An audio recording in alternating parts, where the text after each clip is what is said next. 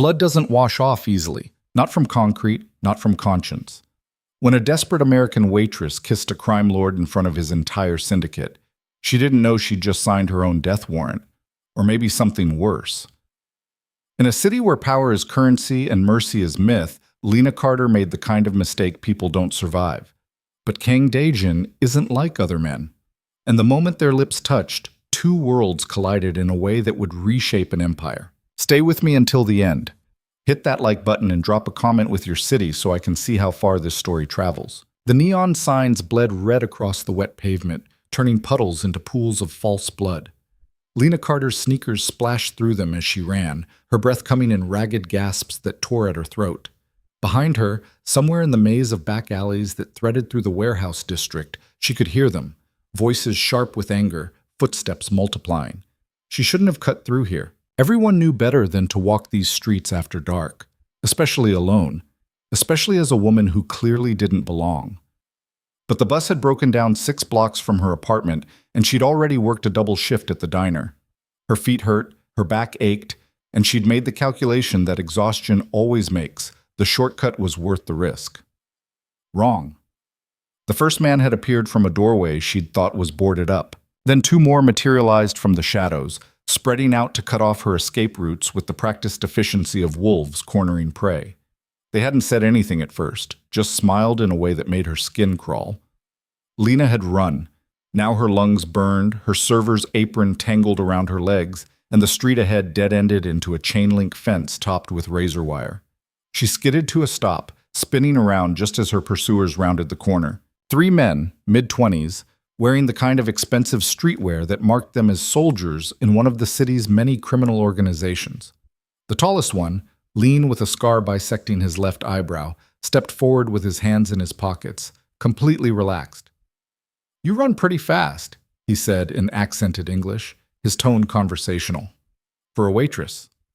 Lena's back pressed against the fence. The metal was cold through her thin uniform shirt, grounding her even as her mind raced through impossible options. "I don't want trouble. Nobody ever does." He tilted his head, studying her with the detached curiosity of someone examining an insect. "But you're in our territory. That's already trouble." "I was just passing through. I'll go. You'll never see me again."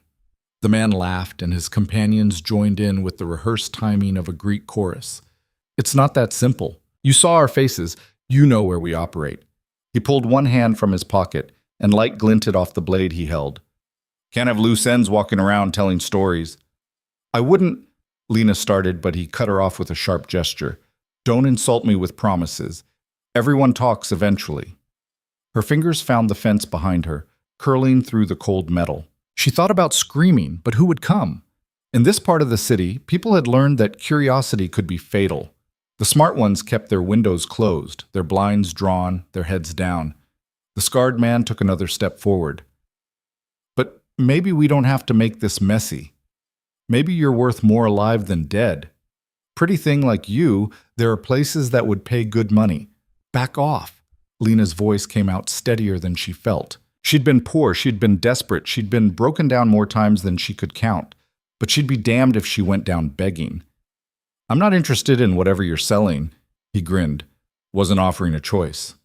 The other 2 men moved to flank him, forming a semicircle that tightened around her like a noose. Lena's mind went blank with panic, her body flooding with adrenaline that had nowhere to go. She was going to die here, or worse, and no one would even know she was gone until she missed her shift tomorrow. A car door slammed. The sound cracked through the alley like a gunshot, freezing everyone in place. Lena's eyes darted past her attackers to the street beyond, where a black sedan had pulled up to the curb. The vehicle was pristine, expensive, completely out of place in this decaying neighborhood. The driver's door opened and a man stepped out. Even from a distance, even in the stuttering neon light, Lena could tell he was different. He wore a dark suit that probably cost more than she made in 6 months, tailored so precisely it looked like a second skin. His face was angular and severe, carved from the kind of stone that didn't weather or erode. Black hair swept back from his forehead, and his eyes were the coldest thing Lena had ever seen. Not cruel, not angry, just empty, like looking into an abyss that had stopped pretending to have a bottom.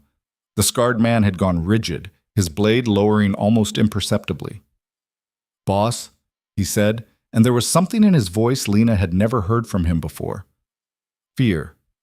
The man in the suit, the boss, didn't acknowledge the greeting. He simply looked at the scene before him. 3 of his men cornering a terrified woman against a fence. His gaze moved from face to face with the methodical precision of someone cataloging evidence, then settled on the scarred man. "Minho." His voice was quiet, barely louder than the distant traffic. It made everyone lean forward to hear, which Lena realized was exactly the point. Power didn't need to shout. "Yes, sir." Minho straightened unconsciously, his posture shifting from predator to subordinate in the span of a heartbeat. "Explain." The single word hung in the air like a blade waiting to fall. Minho's jaw worked for a moment before he found his voice. "She was cutting through our territory. We were securing the perimeter, making sure she wouldn't talk about what she'd seen." "What has she seen?" The question was so simple it was devastating. Minho blinked, thrown off his rhythm. "Well, she saw us. She knows we operate here. She saw 3 men in an alley." The boss took a step forward, and despite being outnumbered, despite having no visible weapon, the air itself seemed to bend around him. "Unless you were doing something you shouldn't have been doing. Were you, Minho?" "No, sir, you were terrifying a civilian for sport." Another step. The boss's shoes, Italian leather probably, clicked against the pavement with metronomic precision. "You were going to hurt her. Maybe worse. On my streets. Under my name." Lena watched, transfixed, as Minho's face drained of color. The other 2 men had backed up, putting distance between themselves and their friend, like he'd suddenly contracted something contagious. "Boss, I swear, we were just protecting to—" "Don't." The word was soft as silk and sharp as a razor. "Don't insult me by lying. I can see what this is." He was close enough now that Lena could make out more details. Mid-30s, probably. Korean, from his features and the accent that curled around his English words. Tall, broad-shouldered, moving with the fluid economy of someone trained in violence, but disciplined enough not to waste it. The boss stopped 2 feet from Minho, who suddenly looked very young and very stupid. "You know the rules. Civilians are off limits unless they're directly involved in business. This woman," his eyes flicked to Lena for the first time, and she felt the weight of that gaze like a physical touch, "is clearly not involved in anything except being in the wrong place at the wrong time." "I'm sorry, sir. It won't happen again." "No." The boss reached out and plucked the knife from Minho's hand with the casual ease of someone taking a toy from a child. "It won't." What happened next occurred so fast that Lena's brain struggled to process it. The boss moved, his free hand snapping out to catch Minho by the throat. There was no wind-up, no telegraphing. One moment he was standing still. The next, Minho was lifted off his feet and slammed against the brick wall with a sound like a gunshot. The knife appeared at Minho's throat, the blade dimpling skin without breaking it. "You made me come down here," the boss said, his voice still conversational, still quiet. "You made me leave my dinner and drive through traffic to clean up your mess. Worse, you made me look at a woman who's clearly terrified and see what my organization has become in your hands." Minho's fingers scrabbled at the hand on his throat, his face turning red. The boss didn't seem to notice or care. "I should kill you. It would send a message. Keep things clean." Lena's breath caught. She knew she should run. The boss's attention was entirely on Minho now. She could probably make it to the street, but her body wouldn't obey. She was frozen, watching this dark prince dispense judgment in an alley that reeked of garbage and desperation. The boss held Minho there for another 3 seconds that felt like 3 hours. Then, with the same fluid grace, he released him. Minho crumpled to the ground, gasping and coughing. "But killing you would be wasteful, so instead you're demoted. Back to collections. The lowest tier. You work your way back up, if you can." The boss tossed the knife into a nearby dumpster with a clatter. "And if I ever hear about you putting your hands on a civilian again, there won't be a third chance. Understood?" "Yes, sir," Minho wheezed. "Thank you, sir." "Get out of my sight." Minho scrambled to his feet and stumbled away, followed by his 2 companions who hadn't said a word through the entire encounter. They disappeared around the corner like rats fleeing a sinking ship, leaving Lena alone with the man who had just saved her. Or had he? The boss turned to face her fully for the first time, and Lena got the distinct impression of being evaluated, measured against some internal metric she couldn't begin to understand. Up close, his face was striking in a way that had nothing to do with conventional beauty. It was the kind of face that made you think of winter, beautiful in its starkness, but ultimately inhospitable. "You should go home," he said. Lena's voice stuck in her throat. She managed a nod. "Where do you live?" The question was innocuous, but something in Lena's hindbrain screamed danger. Never tell a predator where you sleep.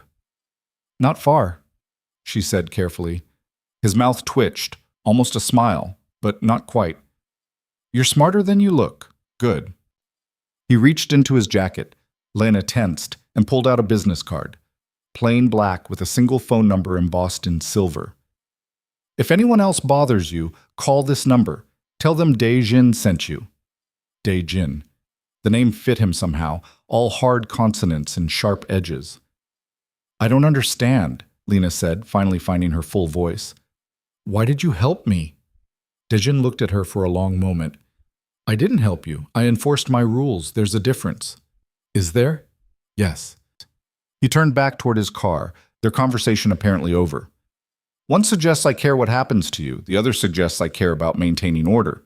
Learn to tell the difference if you want to survive in this city." He was almost to his car when Lena called out, "Wait!" Dae-jin paused, his hand on the door handle. "What's your name? Your full name?" He looked back over his shoulder, and for just a second Lena thought she saw something flicker across his face. Surprise, maybe, or curiosity. Kang Dae-jin. The name sent a shock of recognition through her. Even someone as disconnected from the city's underworld as Lena had heard whispers about Kang Dae-jin. The Ghost, they called him.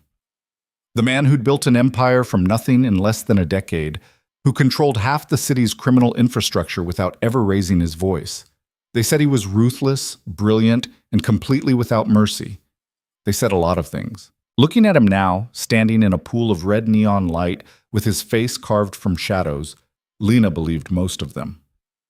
"Thank you," she said, because what else could you say to a man who'd just casually brutalized his own subordinate to protect you? Dae-jin didn't respond. He just got in his car and drove away, the engine's purr fading into the night's ambient noise. Lena stood there for a long time after he left, the business card clutched in her hand, trying to make sense of what had just happened. Eventually, the cold drove her into motion. She hurried out of the alley, stuck to well-lit streets, and made it home without further incident. Her apartment was exactly as she'd left it, a studio the size of a prison cell, furnished with whatever she could afford from thrift stores and sidewalk discards. The rent was still too high, the heat barely worked, and the neighbors were loud. But it was hers, safe, familiar. She locked the door, checked it twice, then collapsed onto her second-hand couch and started shaking. 3 days passed before Lena saw Kang Dae-jin again. She'd almost convinced herself the entire encounter had been some sort of stress-induced hallucination. Almost. The business card on her nightstand argued otherwise, its silver numbers catching the light whenever she glanced at it. She'd Googled him, of course. What she found was simultaneously too much and not enough. News articles about legitimate business ventures, real estate development, import-export companies, a chain of upscale restaurants. Society page photos from charity galas, always in the background, never the focus.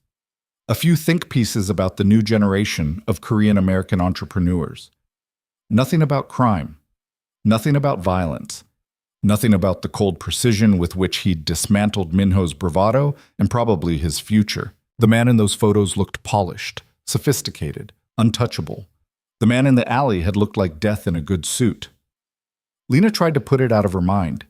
She had more immediate concerns, like the fact that her hours at the diner had been cut again, or that her student loans had gone into default 6 months ago, or that she was one blown tire away from complete financial collapse. The American dream, she thought bitterly, as she tied her apron on for the evening shift. More like the American joke. The diner where she worked, Mike's 24-hour, was exactly the kind of place you'd expect to find in a transitional neighborhood. Not quite gentrified, not quite abandoned, existing in the liminal space between. The food was mediocre, the coffee was burnt, and the customers ranged from insomniac artists to people who had nowhere else to go. Lena had been working there for 8 months, ever since the marketing firm where she'd been an assistant had gone under. Before that, it had been a coffee shop. Before that, a retail job. Each position a step down from the last. Each paycheck smaller than the one before. Each day grinding away a little more of the optimism she'd had when she first moved to the city. She'd come here to make something of herself. Instead, she was barely surviving. "Order up," Mike shouted from the kitchen, and Lena grabbed the plates, meatloaf special, extra gravy, and delivered them to table 6 with a smile that felt like a mask she couldn't take off. The evening shift crawled by with its usual rhythm, coffee refills, side of fries, check please, over and over, until the words lost meaning. Lena's feet ached, her back was starting to spasm, and she'd burned her hand on a hot plate for the 3rd time that week. She was wiping down the counter, watching the clock creep toward midnight, when the door chimed. Lena looked up automatically, customer service smile in place, and froze. Kang Daejin stood in the doorway of Mike's 24-hour like a panther in a pet store. Technically, he fit through the door, but everything about him screamed that he didn't belong. The suit had changed, charcoal gray instead of black, probably also worth more than Lena's car. But the aura remained the same. Power, control, danger. Behind him, 2 men in similar suits took up positions flanking the entrance. Bodyguards, obviously. The diner went quiet. Even the drunk at the counter, who'd been rambling about government conspiracy for the past hour, trailed off mid-sentence. Daejin's eyes swept the room, cataloging everything in a single glance before settling on Lena. Something shifted in his expression. Recognition, maybe, or satisfaction at finding what he'd been looking for. He walked to the counter and sat down on one of the worn vinyl stools. "Coffee," he said. Lena's hands moved on autopilot, reaching for the pot even as her brain struggled to process this development. She poured him a cup, careful not to let her shaking hands show, and set it in front of him with the ceramic clink that was probably too loud in the sudden silence. "Cream and sugar?" she managed. "Black." Of course he took it black. Probably thought adding anything would be a sign of weakness. Daejin lifted the cup, took a sip, and his face did something complicated. "This is terrible." Despite everything, the fear, the confusion, the absolute surreality of this moment, Lena felt a laugh bubble up in her throat. "Yeah, it is." "Why do you serve it?" "Because people keep ordering it." He took another sip, grimaced again, but didn't put it down. "Fair point." Lena became aware that every person in the diner was staring at them. Mike had emerged from the kitchen and was standing in the doorway, looking like he couldn't decide whether to call the cops or start praying. "Can I ask what you're doing here?" Lena kept her voice low. "Having terrible coffee, apparently." "Mr. Kang Daejin." His eyes met hers over the rim of his cup. "You used my name 3 nights ago. Don't go formal on me now."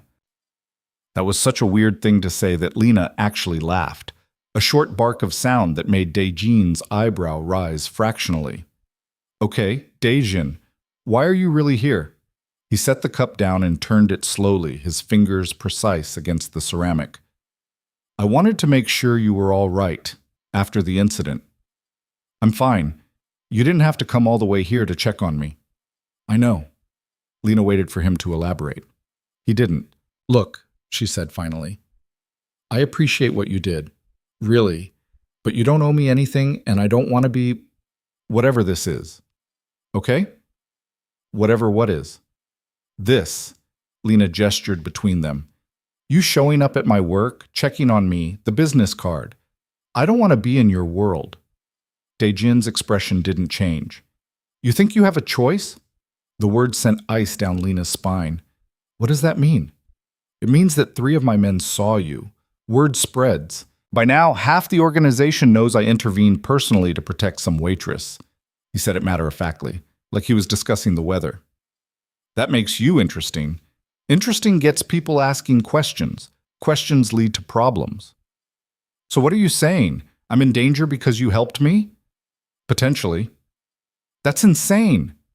"That's the world I live in." Daejin's voice remained level, but there was something underneath it now. Frustration, maybe, or the closest thing to emotion she'd seen from him. Actions have consequences. I made a choice in that alley. Now we both have to live with it. Lena wanted to scream. She wanted to throw his terrible coffee in his face. She wanted to wake up and discover this was all some stress nightmare brought on by too many double shifts. Instead, she said, "So what now?" "Now, I make sure you stay safe." "I don't need a babysitter." "No," Dejin agreed. "You need a deterrent, something that makes people think twice before bothering you." "Like what?" He stood up, pulled a money clip from his pocket, and placed $200 bills on the counter for a cup of coffee that cost $2. "Like everyone knowing you have my protection." "I never asked for that." "I know." He turned toward the door, then paused and looked back at her. "But you have it anyway, whether you want it or not." His bodyguards fell into step behind him as he left. And just like that, the tension in the diner evaporated. The drunk went back to his conspiracy theories, Mike retreated to the kitchen, and the other customers returned to their meals like nothing had happened. But something had happened. Lena could feel it in the weight of the money on the counter, in the memory of Daejin's eyes watching her like she was a puzzle he couldn't quite solve. She picked up the bills, intending to chase after him and throw them back in his face. But by the time she reached the door, his car was already pulling away from the curb, disappearing into the night traffic. Mike appeared at her elbow. "You know who that was?" "Yeah. And you're still alive. That's something." He squinted at the money in her hand. "That's a hell of a tip." "I can't keep this." "Why not? He left it for you." "Because it felt like accepting a contract she hadn't read, terms and conditions that would only become clear when it was too late to back out." But Lena couldn't explain that to Mike, who saw the world in much simpler terms. Money was money, and $200 for pouring coffee was a good deal no matter who was paying. She ended up pocketing the cash. She needed it too badly to be proud. The next week passed in a strange sort of suspension. Lena kept expecting something to happen, Daejin to show up again, or his men, or some consequence of being under his protection. But life continued with its usual grinding monotony. Work, sleep, with barely enough money to eat in between. Except now, whenever she walked home at night, she noticed the way certain people looked at her. A nod of recognition from men in expensive cars. A wide berth given by groups that would have catcalled her before. It was subtle, but it was there. The word had spread, just like Daejin said it would. Lena tried to feel grateful, tried to appreciate that she could walk through the neighborhood without fear now.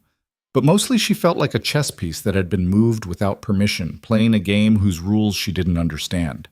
On Thursday night, a woman came into the diner. She was stunning in the way that required money, the kind of beauty that came from personal trainers, expensive haircuts, and designer clothes tailored to fit perfectly. Mid-20s, Korean, with the bearing of someone who'd never been told no in her life. She sat at Lena's section and ordered green tea. When Lena brought it, the woman looked up at her with eyes that were assessing and cold. "You're Lena Carter." It wasn't a question. Lena's customer service smile faltered. "Do I know you?" "No." "But I know you." The woman's red lips curved into something that wasn't quite a smile. "You're the waitress who caught Daejin's attention." Warning bells went off in Lena's head. "I don't know what you're talking about." "Please, everyone in the organization is talking about it. The American girl he protected, the one he visits." She said American like it was a disease. I wanted to see what all the fuss was about. Lena set the teapot down carefully. "Look, I don't know who you are." "Park Soyeon." She said it like Lena should recognize the name. When Lena's expression remained blank, irritation flickered across Soyeon's face. "Park Industries. My family has been in business with the Kang family for 3 generations." "Okay." "Okay?" Soyeon's voice rose slightly. "Do you have any idea what you've stumbled into, what you're playing with?" "I'm not playing with anything. I don't want anything from him." "No? Then why does he keep coming back?" Soyeon leaned forward. "Let me tell you something about Daejin. He doesn't do anything without a reason. If he's spending time with you, protecting you, it's because you're useful to him somehow. And when you stop being useful, you'll be disposed of. That's who he is." Lena felt something cold settle in her stomach. "Thanks for the warning." I'm not warning you, I'm telling you how things are. Soyeon stood up, leaving her tea untouched. Dejin and I have an understanding, an arrangement that's been in place since we were children. Our families expect certain things, and we deliver. You're a distraction at best, a liability at worst. I'll make sure to tell him that when I see him, Lena said flatly. Soyeon's eyes narrowed. You think you're clever. You think you're special because he looked at you twice. But you're nothing. You're a phase, a curiosity, a way to rebel against expectations. And when he's done slumming, you'll be left with nothing but regrets.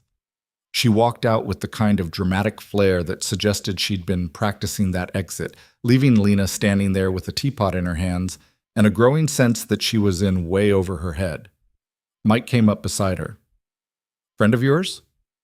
Not even close. She looks like trouble. Yeah. Lena watched through the window as Soyeon climbed into a white Mercedes. She really does. Lena's shift ended at 2 a.m.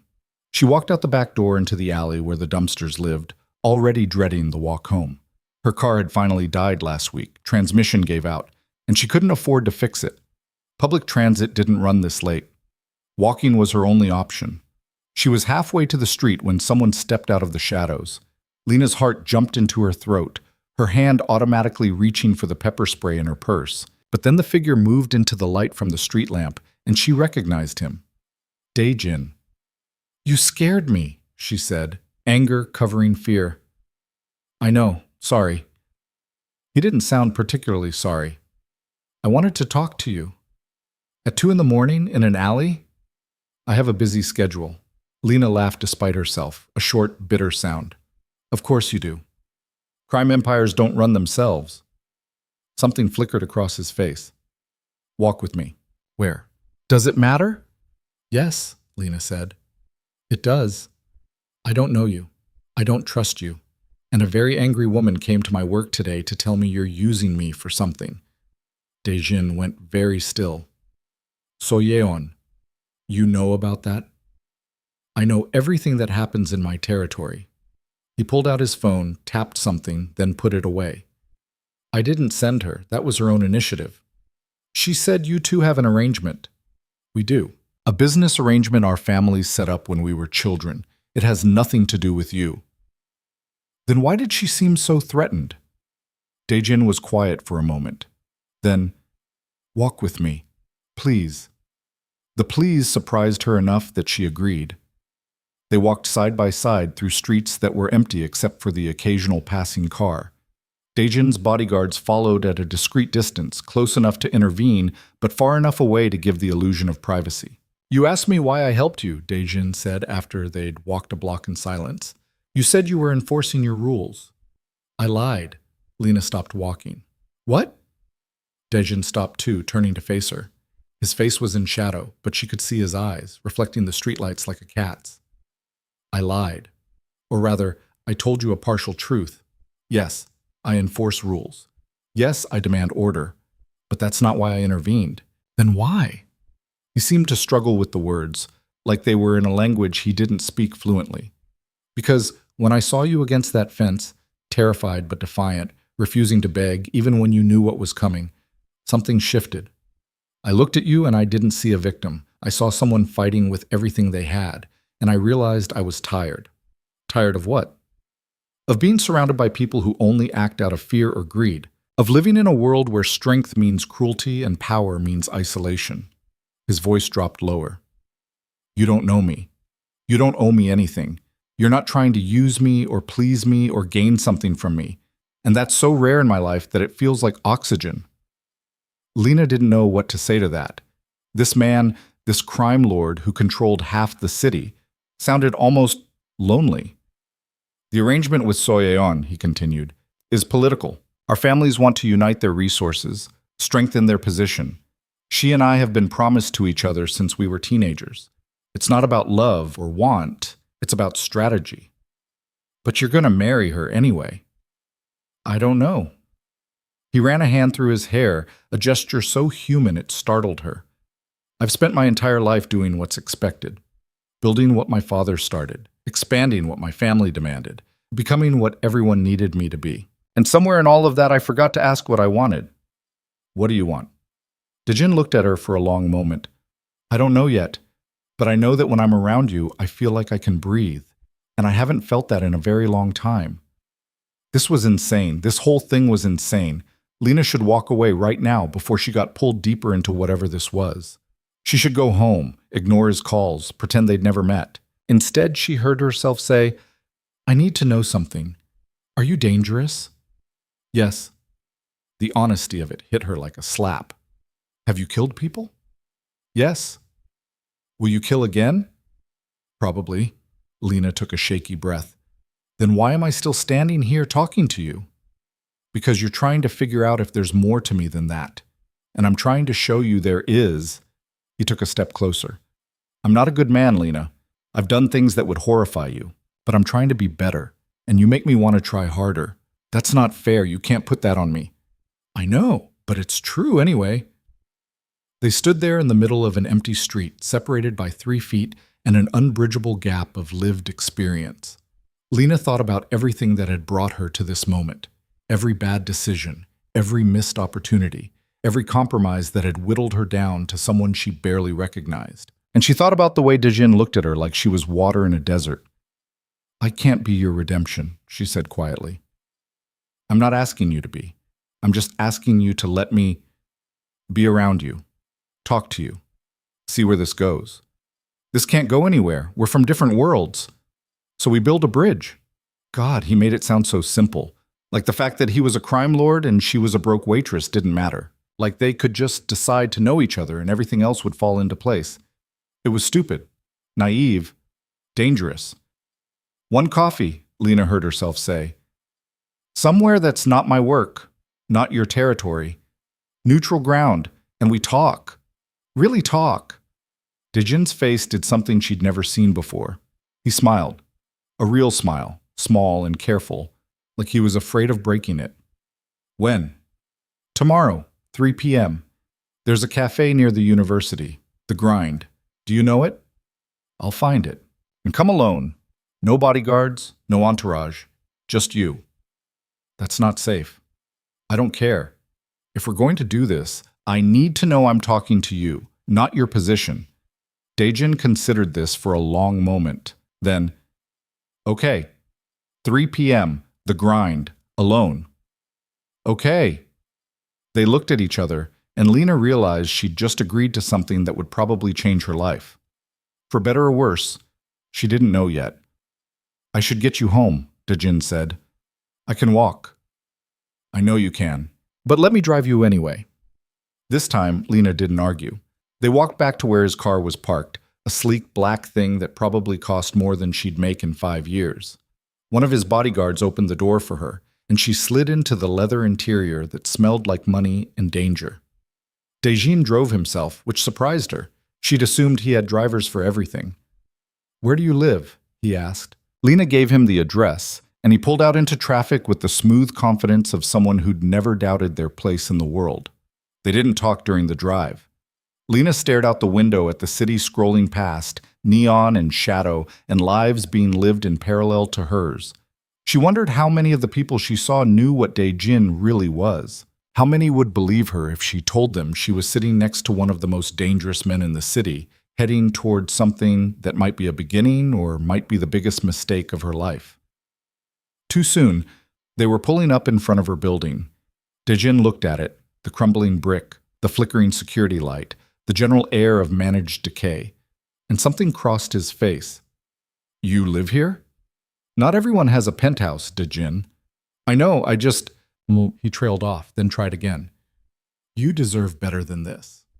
Yeah, well, deserving and getting are 2 different things. He turned to look at her. What happened? How did you end up here? That's a long story. I'd like to hear it. Tomorrow, if you're willing to share. Lena opened the car door. 3 p.m., don't be late. I won't. She was halfway to her building's entrance when he called out, Lena. She turned back.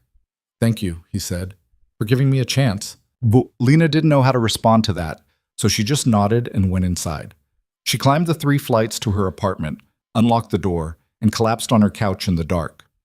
Her phone buzzed. A text from Mike asking if she was okay, since she'd left in some rich guy's car. She texted back that she was fine, knowing it was only partially true. Because she wasn't fine. She was standing on the edge of something vast and unknown, about to step off, and she had no idea if she'd fall or fly. Tomorrow at 3 p.m., she'd find out. Lena woke up at noon with a sense of dread that had nothing to do with her alarm. She'd barely slept, her mind churning through every possible outcome of the meeting she'd agreed to. By the time she dragged herself out of bed, she'd convinced herself at least 6 times to cancel. She didn't cancel. Instead, she stood in front of her closet, if you could call a hanging rod screwed into the wall a closet, and tried to figure out what you wore to coffee with a crime lord. Everything she owned was either work clothes that smelled like fryer grease or cheap basics from discount stores.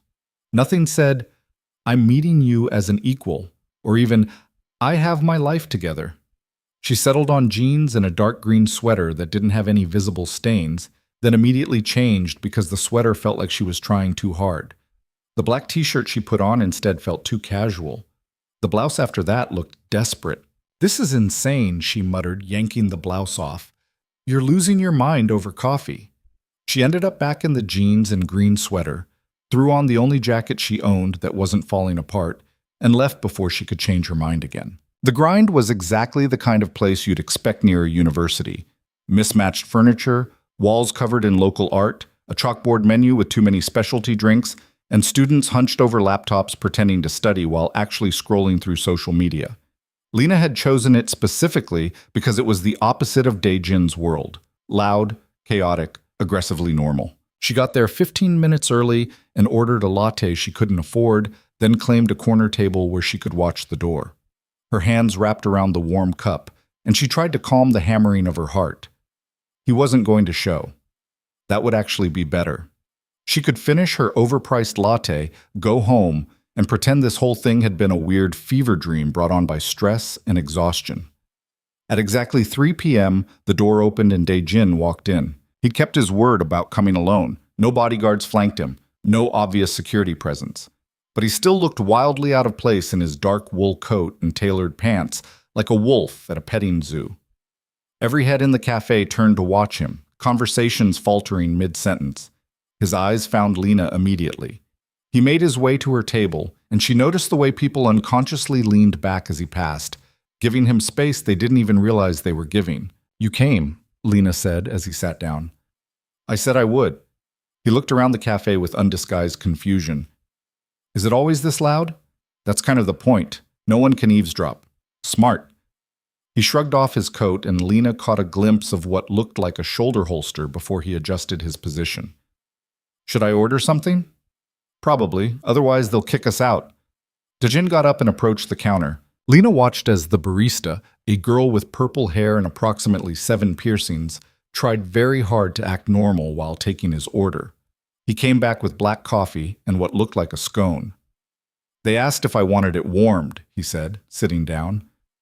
"Why would I want a warm scone?" "Most people do." "That's ridiculous. It's supposed to be—" He stopped himself, shook his head. "Sorry, I'm being weird." "A little bit, yeah." He broke off a piece of the scone, examined it like it might be poisonous, then ate it. His expression suggested he'd made a terrible mistake. "This tastes like cardboard." Lena laughed, and some of the tension in her chest loosened. "Then why did you buy it?"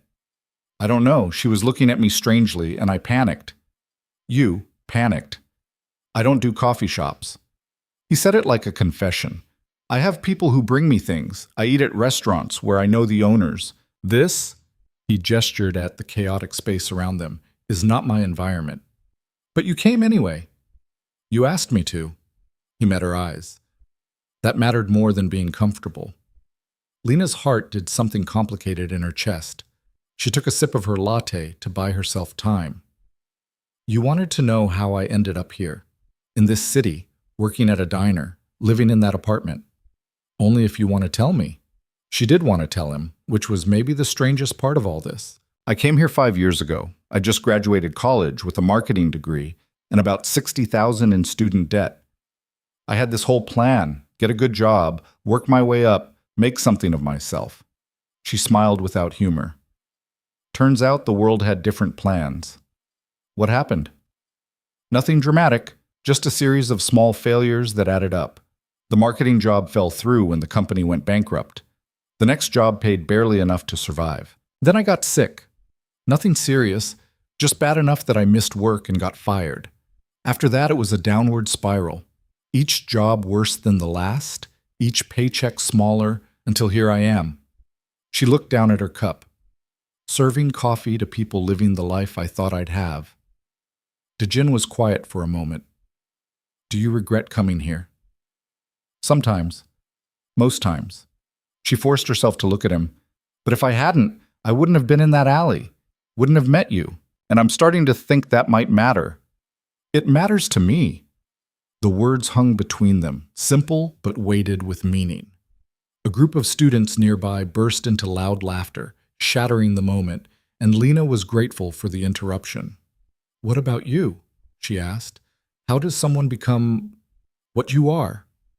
That's a complicated question. We have time. Dejin leaned back in his chair, his coffee forgotten. My father built the organization from nothing.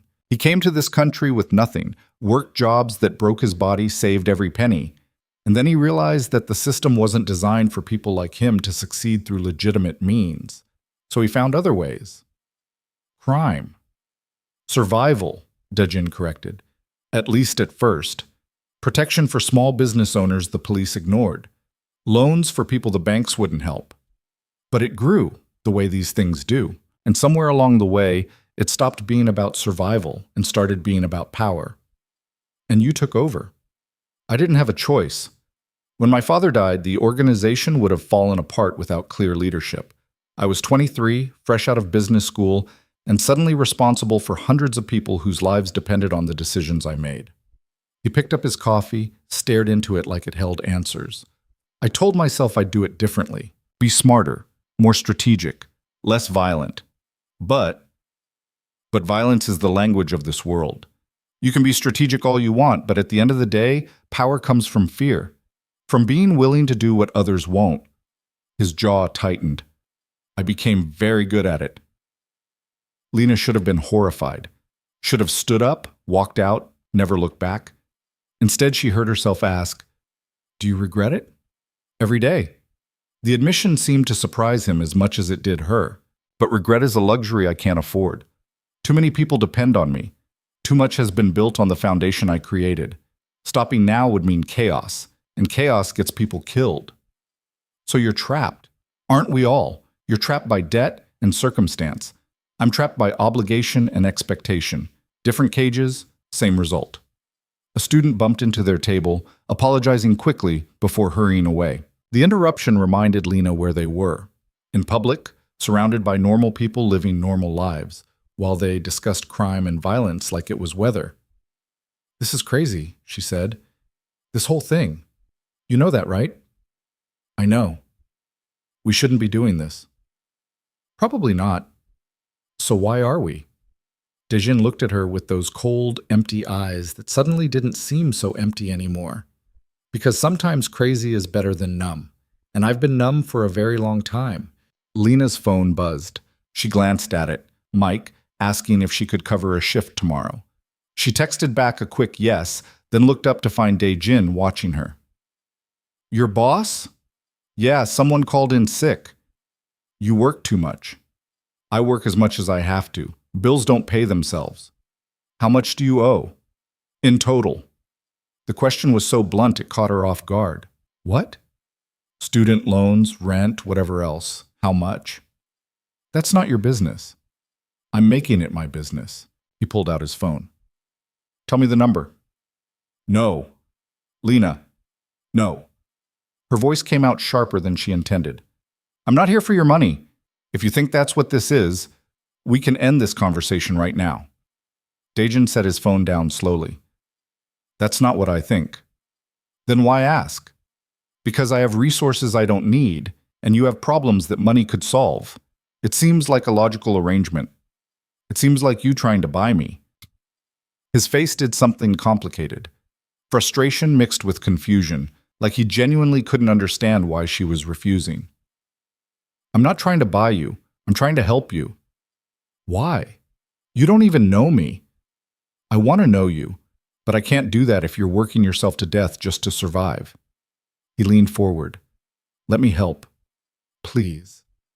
There was something in his voice, a raw edge she hadn't heard before. It made her wonder how many people ever said no to him, how many relationships he had that weren't transactional. If I let you help, she said slowly, it has to be on my terms. A loan, not a gift. With interest. And I pay it back, every cent. That's not necessary. It is to me.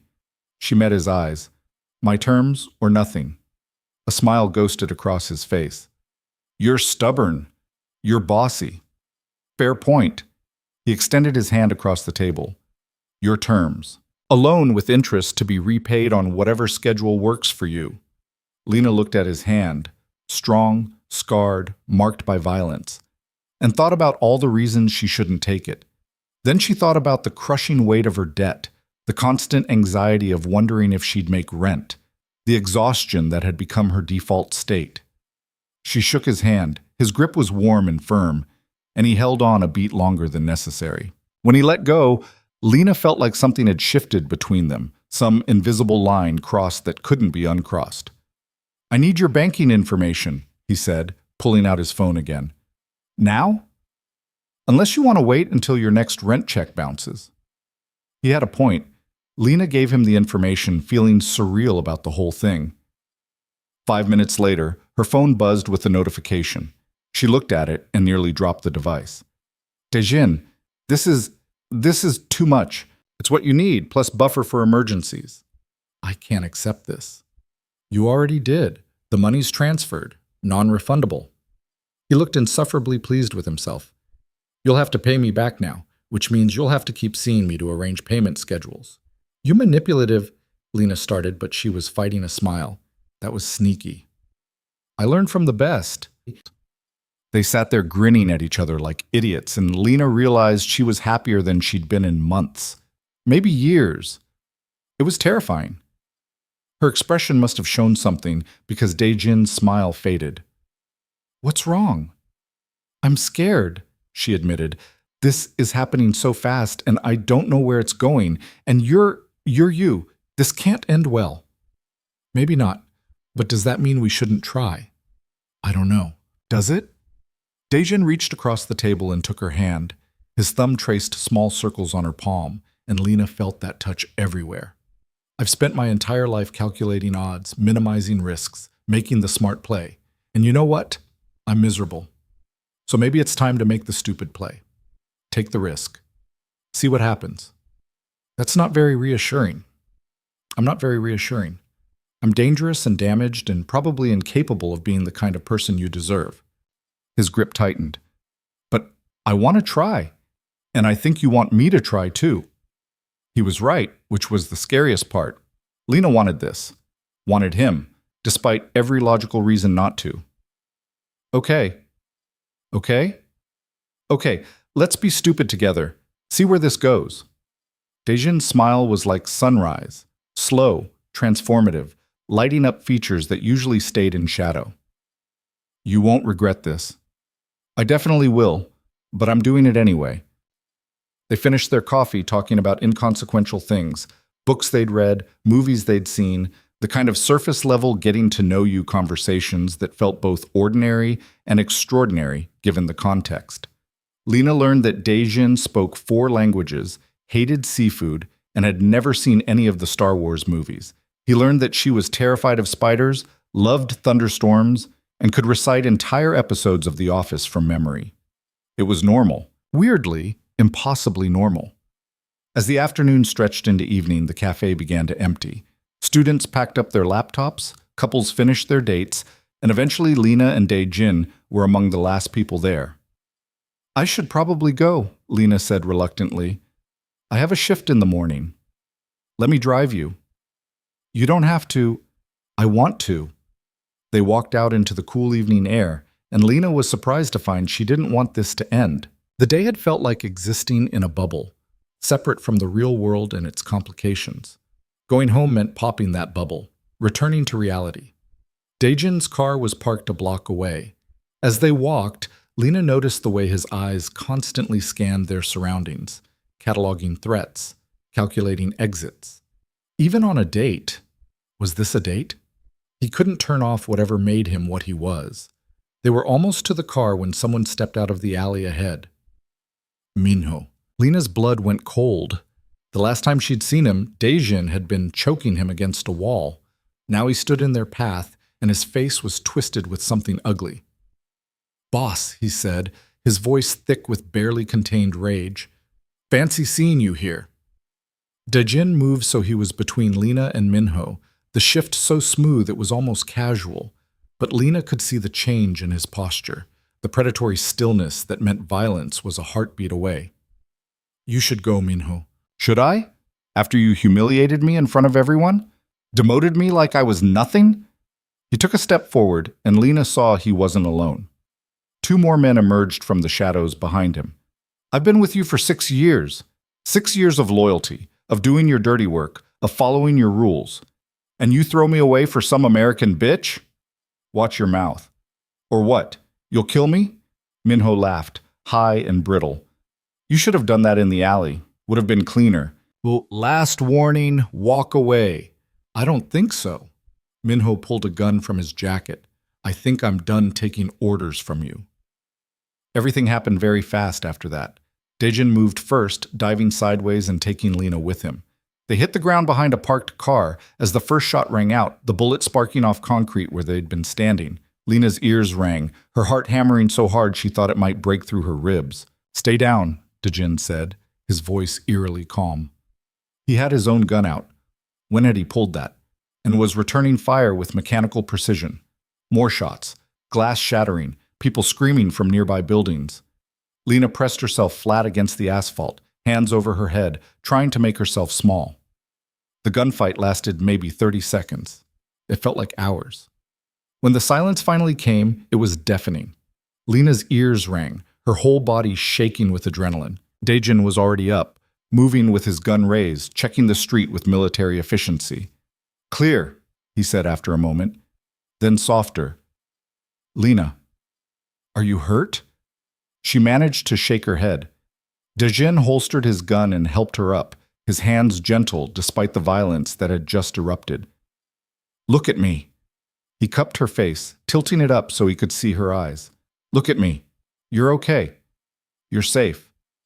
Minho is gone." They ran when they realized they were outgunned. His jaw tightened. "This is my fault. I should have known he'd retaliate." Sirens wailed in the distance, getting closer. Daejin cursed under his breath. "We need to leave. Now." He led her to his car at a run, got her into the passenger seat, and pulled away from the curb just as the first police car rounded the corner. Lena watched through the rear window as the scene receded. The shattered glass, the bullet holes in concrete, the evidence of violence that had erupted in the middle of a normal street. "Are you okay?" Daejin asked once they were several blocks away. "No?" Lena's voice came out small and broken. "No, I'm not okay. Someone just tried to kill us." "Tried to kill me. You were collateral damage."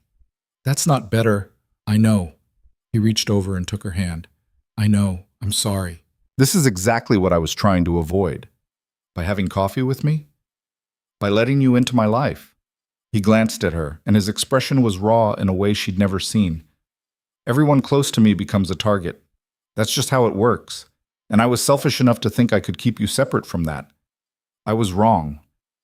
Lena's hands were still shaking. She pressed them against her thighs, trying to make them stop. "What happens now?" "Now I find Minho and make sure he can never threaten you again." The cold certainty in his voice sent chills down her spine. "You're going to kill him?" "Yes." No hesitation, no guilt, just simple statement of fact.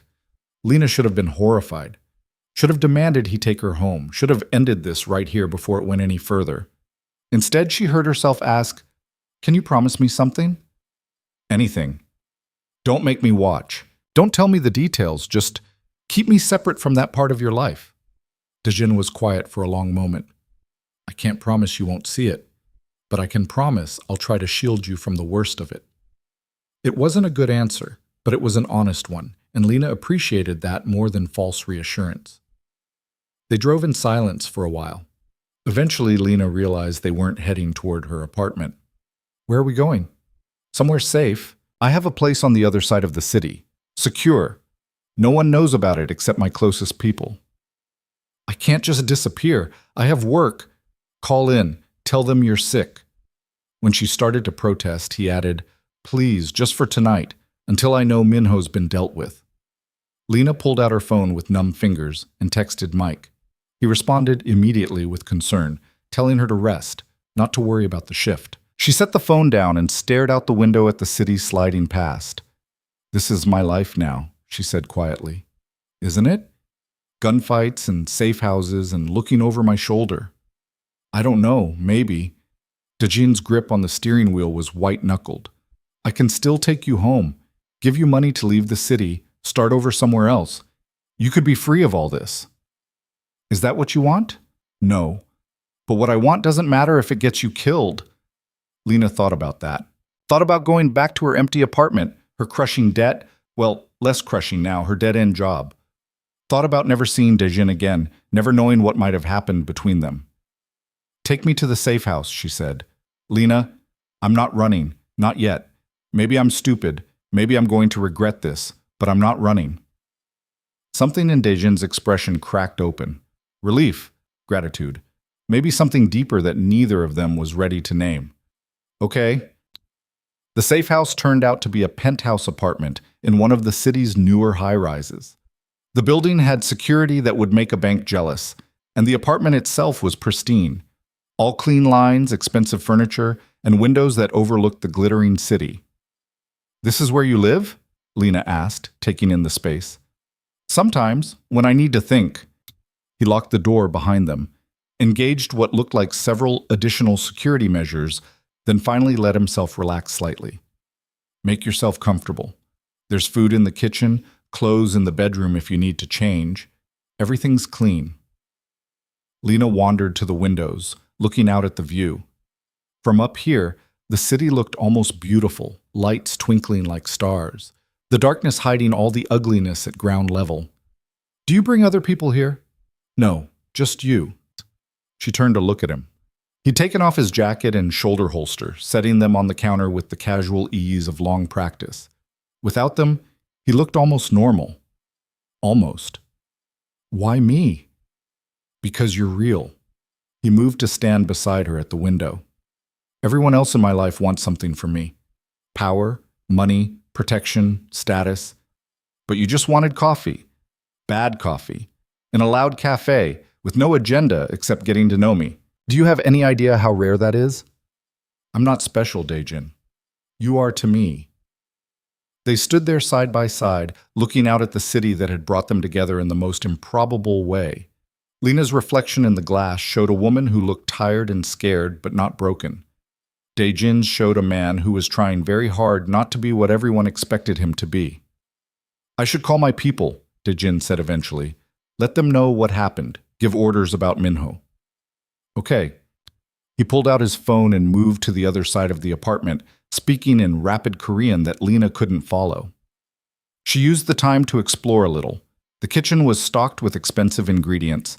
The bathroom had toiletries that probably cost more than her monthly grocery bill, and the bedroom had a bed that looked like sleeping on a cloud.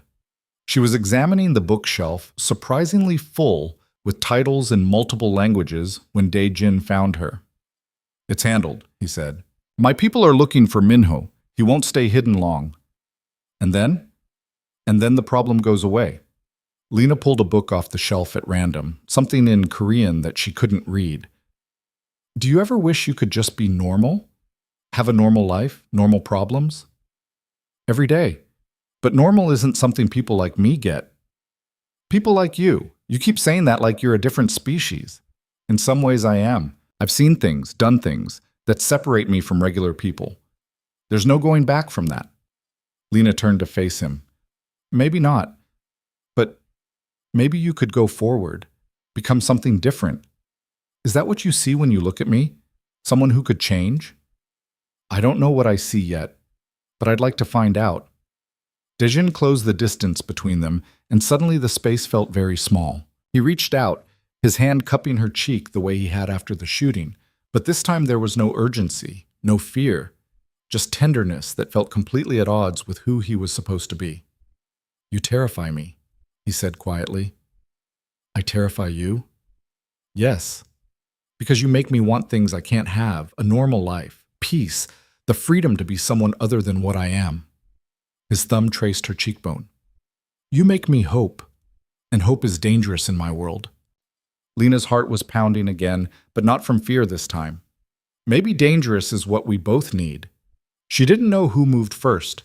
Maybe both of them simultaneously, drawn together by gravity or fate or simple human need. But suddenly they were kissing, and it was nothing like the reckless kiss in the alley. This was deliberate, exploratory, two people discovering each other in the quiet dark of a safe house high above the city. Dejin kissed like he did everything else, with complete focus, like she was the only thing in the universe that mattered. His hands were gentle but firm, holding her like she was precious and fragile and worth protecting.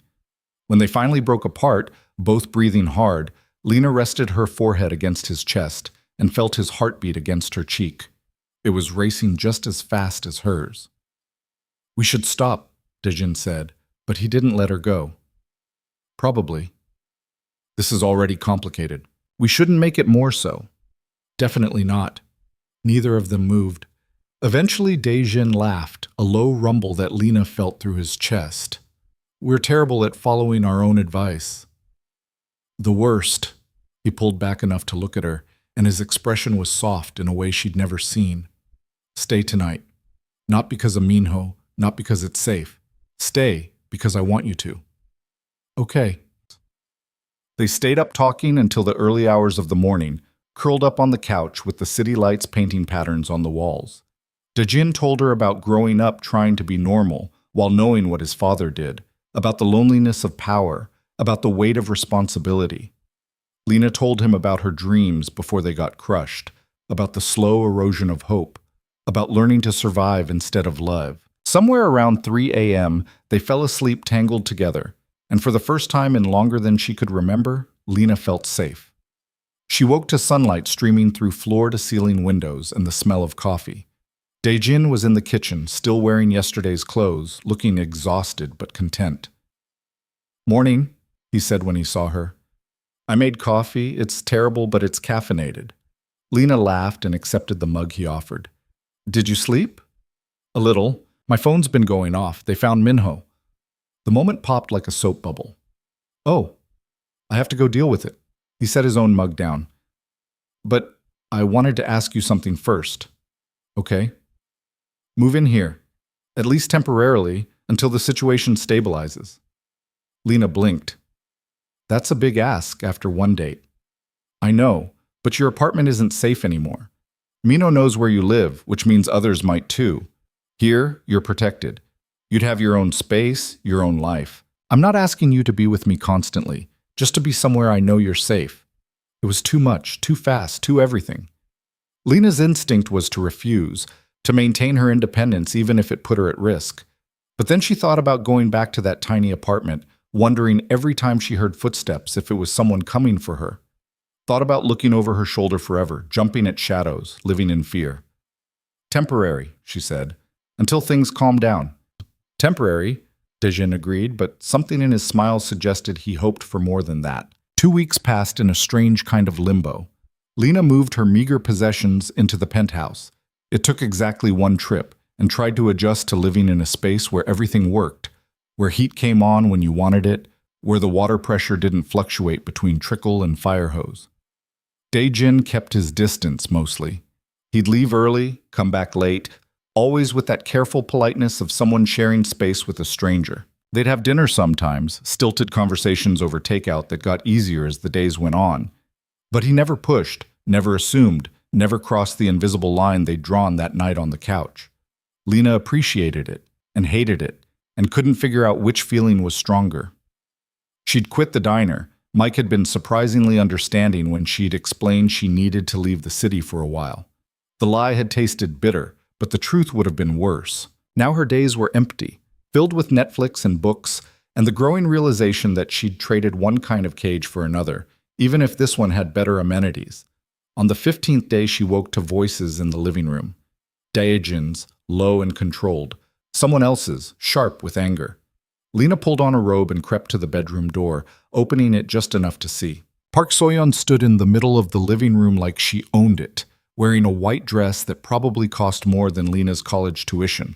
Her face was twisted with fury, all pretense of civility abandoned. "You're keeping her here?" Soyeon's voice cut like glass. "In your private residence? Do you have any idea what people are saying?" "I don't care what people say." Daejin stood with his arms crossed, immovable. "She's under my protection. That's all anyone needs to know. She's a liability, a weakness that your enemies will exploit." Soyeon took a step closer. "And us? What about the arrangement between our families? My father is furious, Daejin. He's threatening to pull his support. Let him." Soyeon's mouth fell open. "You can't be serious." "I've never been more serious. That arrangement was made without my consent when I was 16. I'm done pretending it means something. It means everything. Our families have built this together. You can't just throw that away for some American nobody. Don't." The single word was so cold it could have frozen fire. "Don't talk about her like that." Soyeon's eyes narrowed. "You actually care about her. This isn't just rebellion or some midlife crisis. You actually care." "Yes." "She'll destroy you. Everything you've built, everything your father worked for. She'll tear it all down just by existing in your world." "Maybe, but that's my choice to make." Lena's chest felt tight. She should interrupt, should step out, and face this head on. But something kept her frozen in the doorway, watching this collision of worlds she barely understood. Soyeon laughed, brittle and sharp. "You're a fool. She doesn't belong here, and deep down you know it.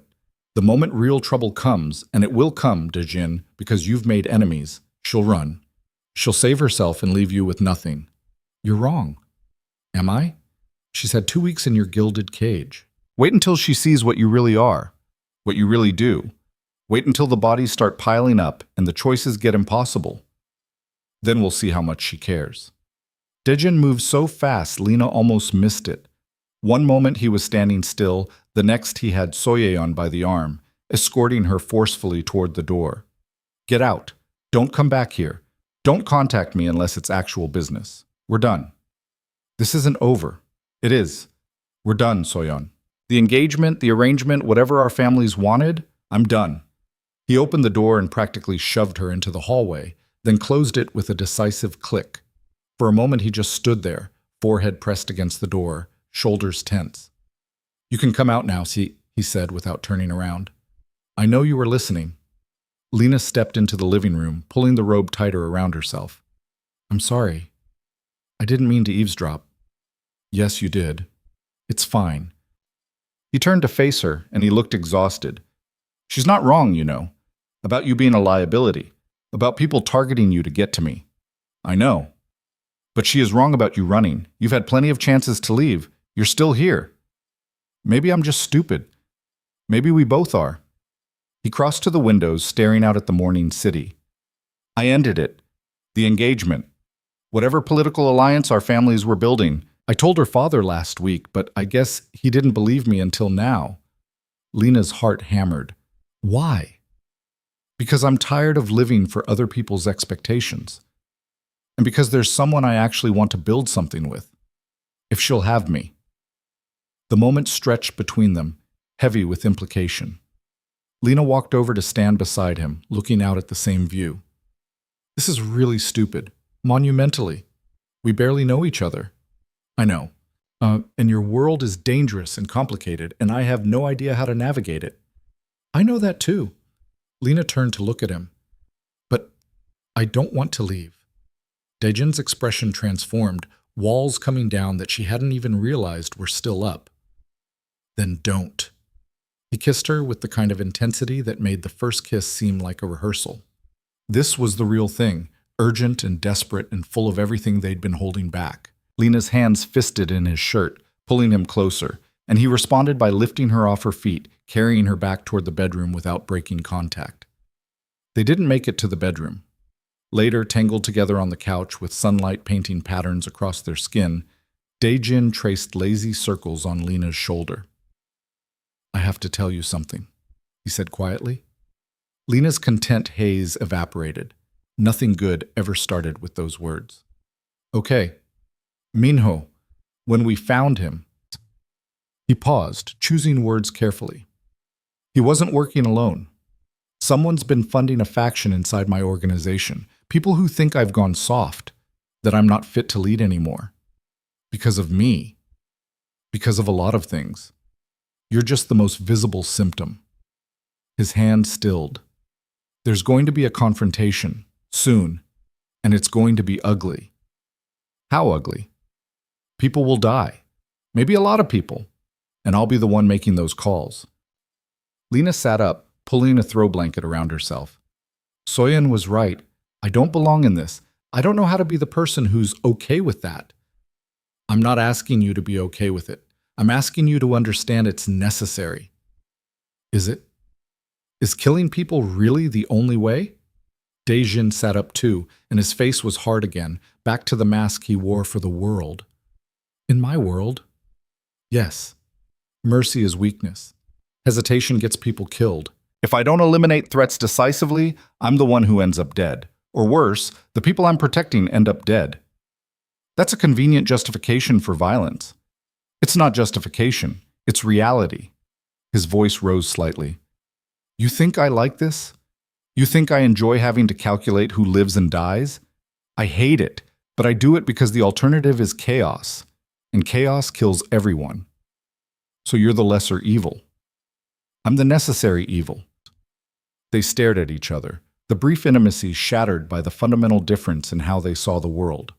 Lena wanted to believe in redemption, in change, in the possibility that people could be better. Dejin had stopped believing in those things a long time ago, if he ever had. I should go, Lena said, standing up. This was a mistake.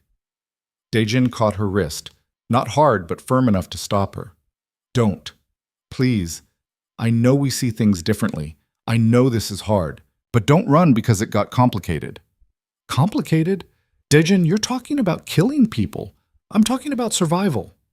My survival. Your survival. The survival of everyone who depends on me. He stood, facing her. I'm not asking you to pull the trigger. I'm asking you to understand that sometimes I have to. Lena wanted to argue more, wanted to make him see that there had to be another way. But looking at his face, the resignation mixed with determination, she realized he'd had this argument with himself 1,000 times, and he'd lost every time. I need some air, she said finally. I need to think. You can't leave, not until we've secured the situation. I'm not your prisoner. No, but you are my responsibility, and if something happens to you because I let you walk out that door, I'll never forgive myself. The worst part was that he meant it. That under all the crime lord posturing, Kang Dejin genuinely cared what happened to her. It would have been easier if he didn't.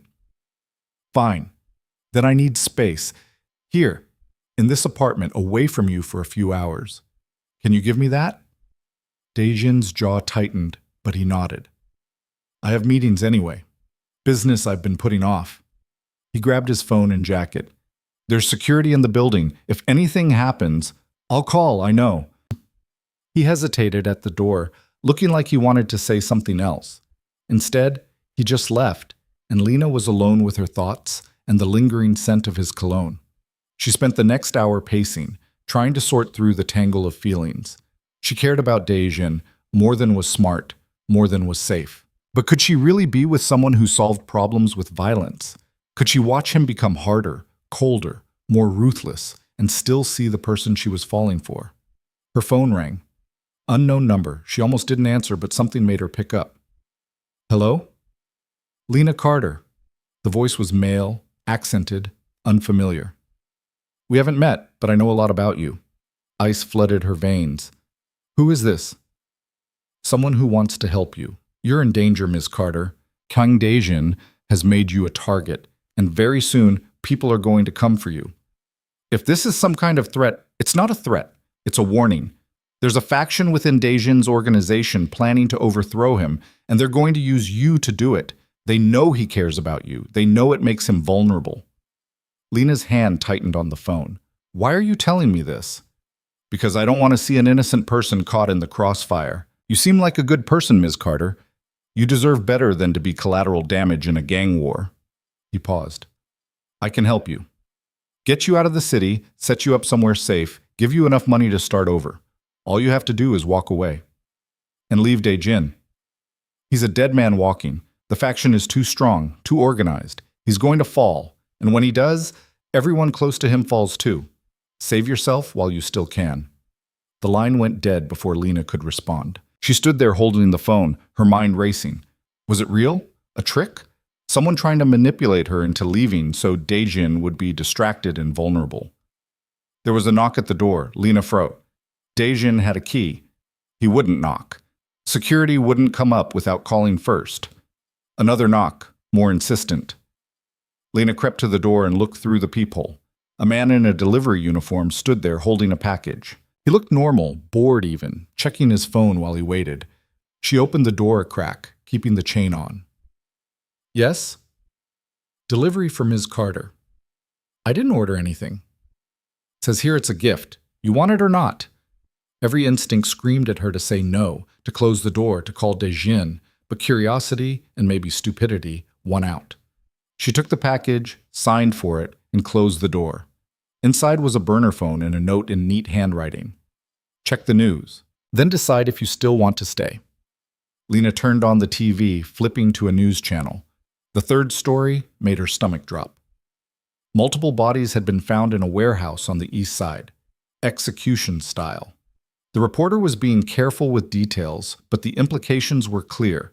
This was gang violence, a message being sent, the kind of thing that happened when territories were being contested. The deaths had happened this morning, right around the time Dae-jin had left for his meetings. Lena's phone, her real phone, buzzed with a text from Dae-jin. Don't watch the news. I'll explain when I get back. Too late. She sank onto the couch, the burner phone heavy in her hand. The voice on the call had been right. This was Dae-jin's world, violence and death and power plays where human lives were chess pieces. And she was right in the middle of it. The door opened. Dae-jin walked in, saw her face, saw the TV, and stopped. Lena, was that you, those people in the warehouse? He didn't answer, which was answer enough. How many? Her voice sounded distant, like it was coming from someone else. 7. They were planning to ambush one of my supply routes. Would have killed a dozen of my people if we hadn't struck first. Struck first. That's what you call execution. Yes. No apology, no justification, just acknowledgement. Lena held up the burner phone. Someone called me today. Said there's a faction planning to overthrow you. Said they're going to use me to do it. That I should run while I still can. Dae-jin's expression went cold and dangerous. Did you recognize the voice? No, but they sent this. She showed him the note. He read it, and something flickered across his face. It's true. The faction exists. And yes, they'll try to use you against me. He set the note down carefully. But running won't save you. It'll just delay the inevitable. They'll find you eventually, use you as leverage to draw me out. Your only chance is to stay with me where I can protect you. Or I could disappear completely. Change my name, leave the country, and spend the rest of your life looking over your shoulder, never staying anywhere too long, never forming real connections, always waiting for them to find you? He shook his head. That's not living. That's surviving, and barely.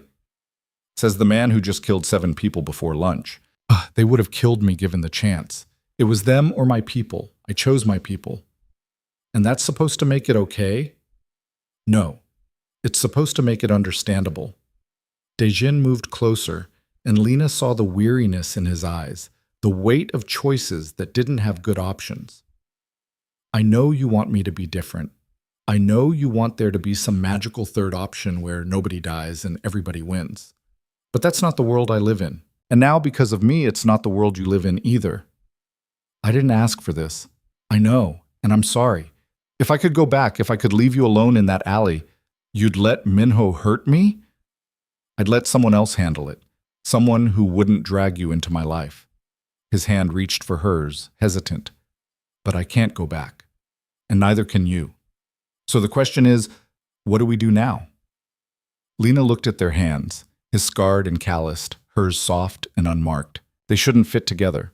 Nothing about this should work. And yet, I don't know, she admitted. I don't know if I can be with someone who does what you do, but I also don't know if I can walk away. So what does that make me? Human, conflicted, normal, a ghost of a smile. Which is more than I can say about myself. The burner phone buzzed. A text message from an unknown number. Time's running out. Make your choice. Dejin read it over her shoulder. They're pushing you, trying to force a decision before you're ready. What if they're right? What if staying with you gets me killed? Then I'll make sure it doesn't happen. His grip tightened. I will protect you, Lena, with everything I have, everything I am. That's not a promise I make lightly. What if protecting me isn't enough? Then I'll burn down the entire city to keep you safe. He meant it. That was the terrifying part. He absolutely meant it. Lena could see in his eyes that he would rain down destruction, would cross any line, would become a monster if that's what keeping her alive required. It should have horrified her. Instead, some dark part of her felt almost cherished. Before she could examine that thought too closely, the burner phone rang. Dejin nodded and she answered, putting it on speaker. Made your decision yet? The same voice from before. Who are you?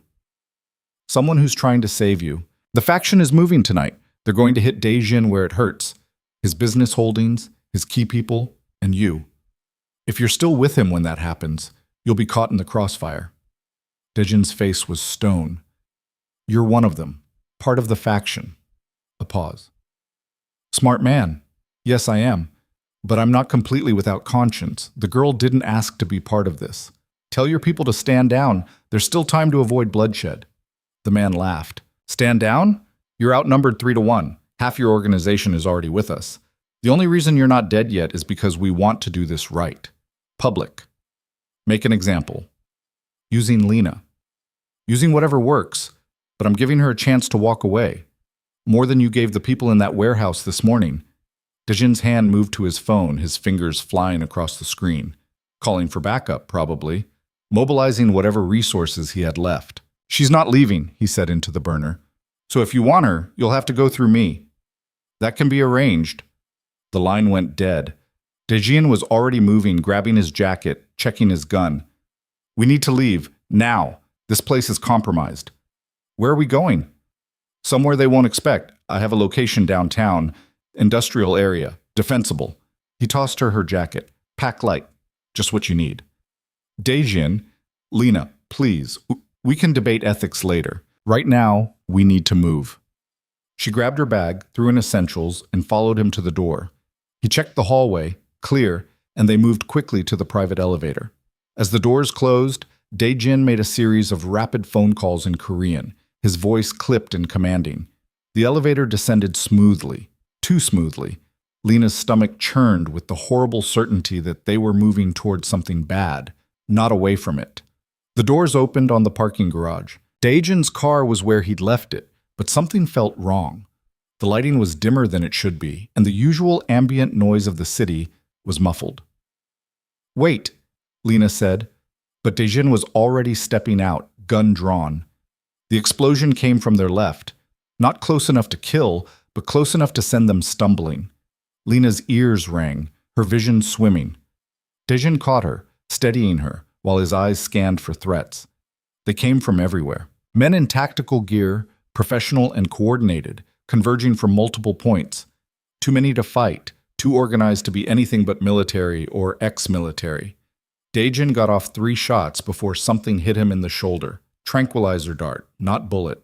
He staggered, tried to aim again, but his movements were already slowing. He turned to Lena, his expression fierce even as his eyes glazed. Run, he slurred. Run and don't... He collapsed. Lena screamed his name, dropping beside him, but rough hands pulled her back. She fought, clawing and kicking, but there were too many of them. Someone pressed a cloth over her mouth and nose. Chemical smell, sickeningly sweet, and the world tilted sideways. The last thing she saw before darkness took her was Dejin's face, slack and unconscious, being dragged away in the opposite direction. Then nothing. Lena woke to the smell of mildew and the sound of water dripping. Her head pounded, her mouth tasted like copper, and her wrists were bound behind her back with zip ties that cut into skin. She was in a warehouse. Empty, cavernous. lit by harsh fluorescent lights that flickered intermittently. No windows she could see. One door, metal, with a viewing slot. She wasn't alone. 3 other people were zip-tied to chairs in a rough circle, 2 men and 1 woman, all Asian, all looking terrified. None of them were Dae-jin. "You're awake!" The woman spoke English with barely any accent. "Good. Maybe you can tell us why we're here." "I don't know anything." Lena's voice came out hoarse. "Where are we?" "Somewhere very bad," one of the men said. He was older, maybe 50s, with a scar across his cheek. "You're the American, the one Dae-jin's been protecting. You know him?" "We all know him. We work for him. Or did, before this." He nodded toward the door. "They've been taking us one at a time for questions. The ones who go don't come back." Terror spiked through Lena. "How long have I been here?" "Few hours. They brought you in last, unconscious." The woman leaned forward as much as her restraints allowed. "What do they want with you?" Before Lena could answer, the door opened. A man walked in, tall, Korean, wearing an expensive suit that seemed wildly inappropriate for a warehouse. He looked at the 4 prisoners with the detached interest of someone examining insects. "Miss Carter, you're awake? Excellent." He pulled up a chair, sitting backwards on it like he was settling in for a friendly chat. "I'm Lee Jin-hyuk. I run the faction that's about to replace Kang Dae-jin as head of this organization." "Where is he?" "Alive. For now. We need him alive for what comes next." Jin-hyuk smiled, and it was worse than if he'd threatened her. "You're going to help us with that. I won't help you do anything. You won't have a choice." He nodded to someone behind her, and Lena heard footsteps.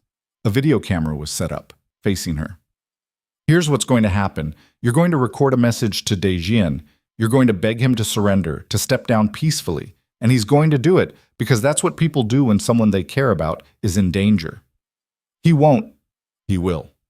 Because the alternative is watching you die, slowly, painfully, on camera." Jin-hyuk's smile never wavered. "And before you decide to be a hero, to refuse or try to send him some coded message, understand that these 3 people will die first, 1 for each act of defiance. Their deaths will be on you." Lena looked at the other prisoners, the woman who'd spoken to her, the scarred man, a younger guy who couldn't have been more than 25. They stared back with expressions that ranged from resignation to terror. "You're a monster," Lena whispered. "No, I'm a businessman. And Dae-jin is bad for business. Too soft, too distracted, too willing to let outsiders influence his decisions." He gestured at her. "Case in point. So I'm removing him and everything that makes him weak. Starting with you." The camera light turned red. Recording. Jin-hyuk pulled a phone from his pocket, showed Lena the screen. It was already connected to a video call. Dae-jin's face filled the screen, bruised and bloody but conscious, tied to a chair in what looked like another warehouse. His eyes found hers through the screen, and the devastation in them nearly broke her. "Lena," he started, but someone off-screen hit him, snapping his head to the side. "No speeches," Jin-hyuk said pleasantly. "Just listen. Miss Carter is going to give you a choice. Her life and the lives of 3 loyal employees. Or your pride. Choose wisely." He held the phone so Dae-jin could see Lena clearly, see the camera pointed at her, see the impossible situation he'd been put in. "Don't do it," Lena said quickly, before Jin-hyuk could stop her. "Don't give them anything. I'm not worth—" Jin-hyuk nodded, and one of his men moved to the scared man's chair. Drew a knife. The man started pleading in Korean, words Lena didn't understand but whose meaning was crystal clear. "Stop," she screamed. "Stop, I'll do it. Just stop." Too late. The knife moved, and the man's pleas cut off in a wet gurgle. He slumped in his chair, blood spreading across his shirt in a dark stain. The young guy started crying. The woman closed her eyes, murmuring what might have been a prayer. Lena couldn't breathe, couldn't think. Could only stare at the dead man and know that she'd killed him by hesitating, by trying to be brave, by not understanding that Jin-hyuk meant every word. "Now," Jin-hyuk said calmly, like nothing had happened. "Let's try this again. And this time, Ms. Carter, I suggest you cooperate, unless you want 2 more bodies on your conscience." He positioned the phone so Dae-jin could see both Lena and the corpse. Through the screen, she saw Daejin's face transform, grief and rage and helplessness warring for dominance. "Ready?" Jin-hyuk asked her. "Tell him to step down. Tell him to transfer control of the organization to me. Tell him to do it now, or the other two die. And then you die. And it will hurt." The camera light blinked, waiting to capture her compliance, her betrayal, her complete surrender to the man who was about to destroy everything Daejin had built. Lena looked at the woman and the young man, strangers whose lives were now in her hands, looked at Daejin on the screen, bloodied and bound, and watching her with eyes that said he'd give up everything to save her. And she realized that Soyeon had been right about one thing. Lena didn't belong in this world. She didn't have the stomach for the impossible choices, the calculated cruelty, the mathematics of survival that traded lives like currency. But she was in this world now, and the only way out was through. She opened her mouth and began to speak. "Daejin," Lena said, her voice steadier than she felt. She looked directly into the camera, then at the phone showing his battered face. "They want you to step down, transfer everything to Lee Jin-hyuk, and they want you to do it now." Jin-hyuk nodded approvingly, but Lena wasn't finished. "They think that by threatening me, by killing your people, they can make you weak. They think you'll break." She paused, letting the weight of the moment settle. "But I need you to listen to me very carefully. Don't you dare give them anything." Jin-hyuk's smile vanished. "That's not what I told you to say." "I don't care what you told me to say." Lena kept her eyes on the camera, on Daejin. "You told me once that mercy is weakness in your world, that hesitation gets people killed, so don't hesitate. Not for me, not for them. Do what you do best." "Shut her up," Jin-hyuk snapped at one of his men. But Lena was already talking faster, words tumbling out before they could stop her. "Whatever you're planning, whoever you have left, use them. These people knew the risks when they chose this life. I knew the risks when I chose you, so stop trying to save me and start fighting back." A hand clamped over her mouth, cutting off the words. But she'd said enough. Through the phone screen, she saw Daejin's expression transform from devastation to something else, something cold and calculating and absolutely terrifying. Jin-hyuk grabbed the phone, bringing it close to his own face. Touching speech, very noble, but ultimately pointless. "You have 1 hour, Daejin. Transfer control or watch her die. Your choice." He ended the call and turned to Lena with fury barely contained. "You stupid girl, you just killed yourself." "Maybe, but I didn't give you what you wanted." Lena's heart hammered against her ribs, but her voice stayed level. "And now Daejin knows he doesn't have to negotiate, so your leverage is gone. My leverage is your life. My life doesn't matter if he gives you his empire. You'll kill him anyway once you have what you want. At least this way, he has a chance to fight." Jin-hyuk stared at her for a long moment, then laughed. A sharp, ugly sound. "You really believe he can win? Against 3-to-1 odds, with his organization fractured, his resources scattered? I believe he's survived worse, and I believe you're scared or you wouldn't need hostages." The slap came fast, snapping her head to the side. Her cheek exploded with pain, blood filling her mouth from a split lip. Beside her, the woman made a small sound of fear, and the young man kept crying quietly. "Take her to the other room," Jin-hyuk ordered, "and make sure she understands the consequences of her heroics." 2 men grabbed Lena's chair, dragging it backward across the concrete floor. She caught a glimpse of the woman's face, terrified but somehow grateful, like Lena had bought her a few more minutes of life. The other room was smaller, darker, with a drain in the center of the floor that made Lena's stomach turn. They cut her zip ties only to retie her hands to a pipe overhead, leaving her standing on her toes, shoulders already screaming. Jin-hyuk followed them in, rolling up his sleeves with deliberate precision. "Here's what's going to happen. I'm going to hurt you, not enough to kill, but enough that you'll beg me to let you make another video, one where you actually follow instructions. He won't negotiate. I meant what I said. Then you'll die for nothing." Jin-hyuk picked up something from a table Lena couldn't see. She heard metal clinking. "But first, you'll suffer, and we'll record every second. When Daejin sees what refusing to cooperate cost you, maybe he'll reconsider. Or maybe it'll make him angry enough to tear down this entire building with you in it. Such faith. Let's see how long it lasts." The first blow hit her ribs. something hard and unforgiving that drove the air from her lungs. The second followed before she could breathe again. By the third, she was gasping, trying not to scream, and failing. Time stopped meaning anything.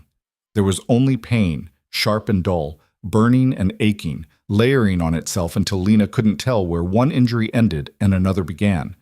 She heard herself making sounds, animal noises of hurt that barely sounded human. Through it all, Jin-hyuk kept talking in that same calm, conversational tone, about how disappointed he was, about how this could have been easy, about how Dae-jin would eventually break once he saw the footage. Lena stopped listening. Instead, she focused on staying conscious, on not giving him the satisfaction of complete surrender. She thought about Dae-jin's face when he'd kissed her, about the morning they'd had terrible coffee and laughed about nothing, about the way he'd looked at her like she was oxygen in a suffocating world. She thought about surviving long enough to see him again. Jin-hyuk finally stepped back, breathing hard from exertion. Lena hung from her bound wrists, every part of her screaming, blood dripping from various cuts to pool on the floor by the drain. "Still defiant?" he asked, almost admiringly. "Remarkable. Most people break much faster." Lena spat blood at his feet. "Go to hell," he smiled. "I'll give you some time to reconsider. Think about whether your pride is worth dying for."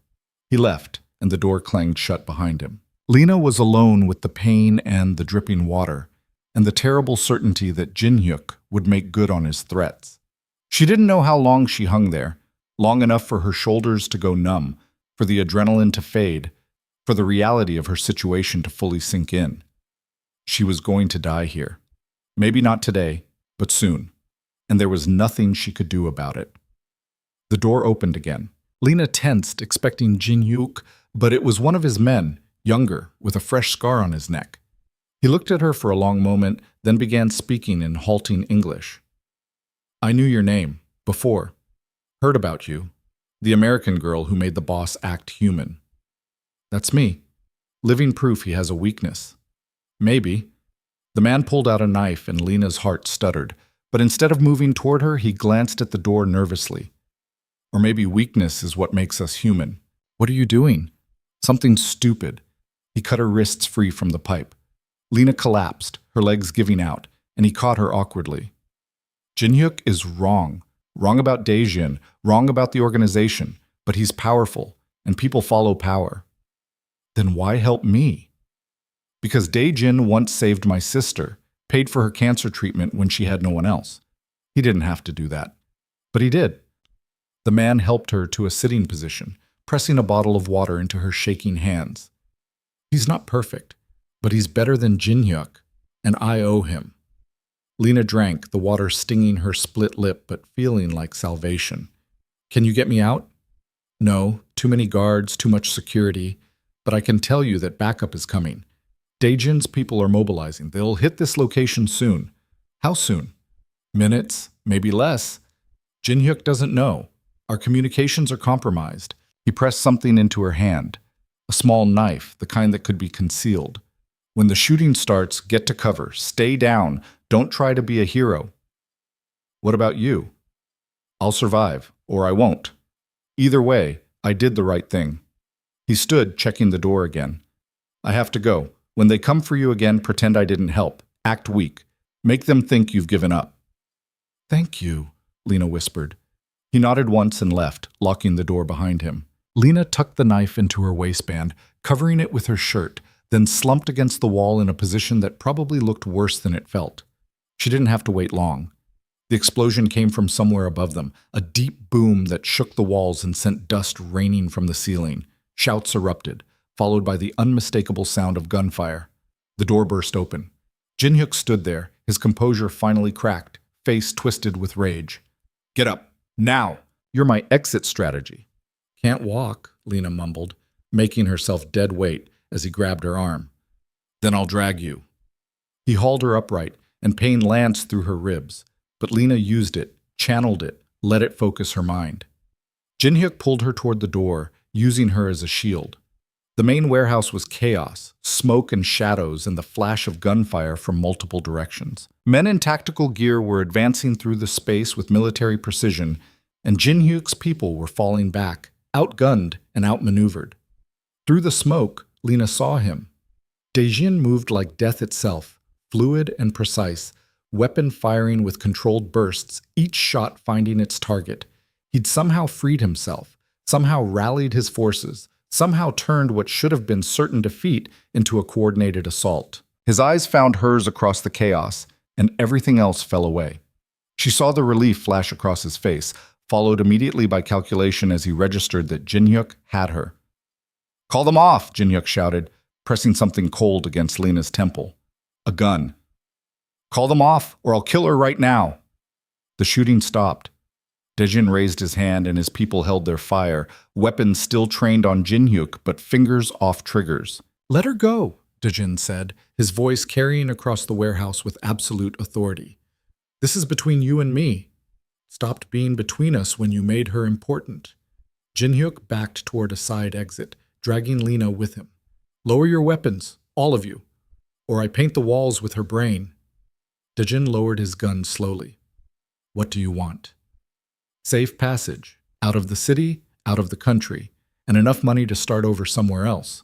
"You tried to take my empire, and now you want me to fund your retirement? I want to live, and she's my ticket to doing that." The gun pressed harder against Lena's head. "Do we have a deal?" Lena's hand found the knife in her waistband. Her fingers closed around the handle, and she met Dejin's eyes across the distance, saw the moment he understood what she was about to do, saw him shake his head almost imperceptibly. "Don't. Too dangerous. Not worth the risk." She did it anyway. Lena drove the knife backward and up, aiming for Jinhyuk's thigh where she hoped no major arteries lived. The blade sank in, and Jinhyuk screamed, his grip loosening just enough. She twisted away, throwing herself to the side as his gun went off. The shot went wide. Barely. Lena felt the bullet's passage like a hot breath against her neck. Then Dejin was moving, covering the distance between them in seconds, and his gun fired twice in rapid succession. Jinhyuk crumpled, the gun falling from his hand. He clutched his chest, blood spreading between his fingers, eyes wide with shock. Dejin kicked the gun away, then immediately turned to Lena, his hands running over her frantically, checking for damage. "Are you hit? Lena, talk to me." "I'm okay. I'm okay." She was shaking so hard her teeth chattered. The shot missed. "You stabbed him. You actually stabbed him." Dejin sounded somewhere between horrified and impressed. "That was the stupidest, bravest thing I've ever seen." Learned from the best. He pulled her against his chest, and Lena felt his heart hammering as fast as hers. Around them, the warehouse was securing, Dejin's people rounding up the remaining faction members, checking bodies, establishing control. "The others," Lena said suddenly, pulling back. "The woman and the young man. They were in the other room. We got them. They're safe." Dejin cupped her face gently, mindful of her injuries. "Everyone except Minsu. I'm sorry. We tried to get here faster. It's not your fault. It's mine. I hesitated." "No, it's Jinhyuk's fault, and he paid for it." Dejin's thumb traced her cheekbone. "Can you walk?" "I think so." He helped her stand, keeping one arm around her waist for support. As they moved toward the exit, Lena saw Jinhyuk on the ground, still conscious but fading fast. His eyes found hers, and he smiled weakly. "You're tougher than you look," he rasped. "Maybe you do belong in this world after all." "I don't," Lena said quietly, "but I'm here anyway." Jinhyuk's eyes glazed over, and the last breath rattled out of him. Dejin pulled her away, guiding her through the warehouse and out into the cool night air. Outside, the scene was controlled chaos, medical personnel treating the wounded, secured prisoners being loaded into vehicles, and a ring of armed guards creating a perimeter. Someone approached with a blanket, draping it around Lena's shoulders. A medic tried to look at her injuries, but she waved him away. The others first, the woman and the young man. "They're being treated," Dejin assured her. "Now let the doctor examine you." Too exhausted to argue, Lena let herself be led to an ambulance. The examination was thorough and painful. Bruised ribs, multiple contusions, a possible concussion, various cuts that needed cleaning and bandaging. Nothing life-threatening, but enough to make her feel like she'd been hit by a truck. Dejin stayed beside her the entire time, holding her hand, his face locked in that cold mask, but his grip gentle. When the medic finally finished, declaring her battered but functional, Dejin helped her into the back of his car. They didn't speak during the drive. Lena watched the city scroll past the windows. The same streets she'd walked 100 times before, now looking different somehow. Or maybe she was different. Maybe getting kidnapped and beaten and nearly killed changed your perspective on neon signs and late-night diners. "Where are we going?" she asked finally. "Hospital. You need proper scans, observation." "I don't want a hospital. I want to go home." She paused. "Your home, the penthouse." Dejin glanced at her. "Lena, you're hurt." "I'm alive. I want to go home." Her voice cracked on the last word, and suddenly she was crying, huge, gasping sobs that hurt her ribs and made her vision blur. "I just want to go home." He pulled over right there on the side of the road and gathered her into his arms as carefully as if she were made of glass. Okay, we'll go home, whatever you need." They stayed like that for a long time, Lena crying into his chest while he held her, one hand stroking her hair, murmuring things in Korean that she didn't understand, but that sounded like comfort. Eventually, the tears slowed, leaving her hollow and exhausted. Dejin handed her tissues from the glove box, waited while she cleaned her face, then drove them home without another word. The penthouse felt like sanctuary, familiar and safe and untouched by the violence that had marked the night. Dejin helped her to the bathroom, started the shower, then hesitated. "Do you need help?" "I can manage." Lena touched his face, feeling the rough stubble, the tension in his jaw. "Thank you for coming for me. I will always come for you. Always." He kissed her forehead softly. "I'll be right outside if you need anything." The shower was agony and relief in equal measure. Hot water finding every cut and bruise, but also washing away blood and concrete dust and the lingering smell of the warehouse. Lena stood under the spray until it ran cold, then dried off carefully and pulled on the softest clothes she could find. Dejin was in the kitchen when she emerged, making tea with the focused intensity of someone who needed something to do with his hands. He'd changed out of his tactical gear into clean clothes, but she could see blood on his knuckles and a new bruise forming on his jaw. "Sit," he said, pulling out a chair. "The doctor said you should keep ice on your ribs." Lena sat, accepting the ice pack he handed her. "You're hurt too." "Nothing serious. I've had worse." "That's not as reassuring as you think it is."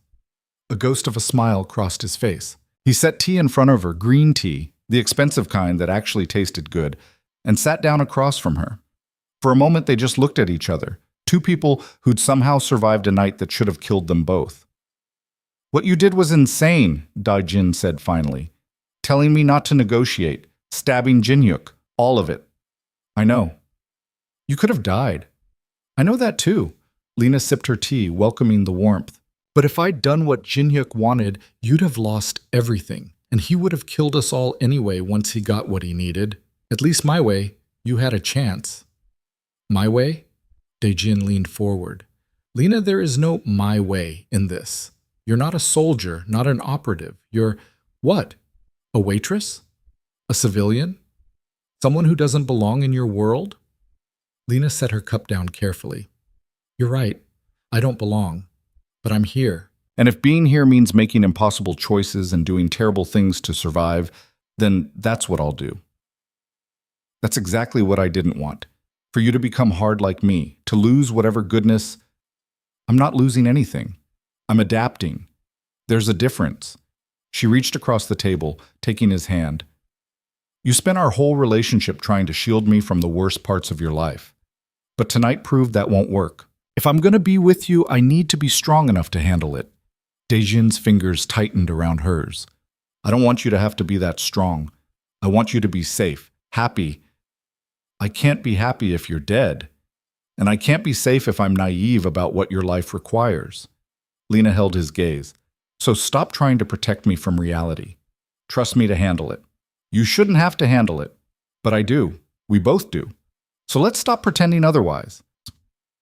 They sat in silence, hands joined across the table, the weight of everything that had happened settling between them.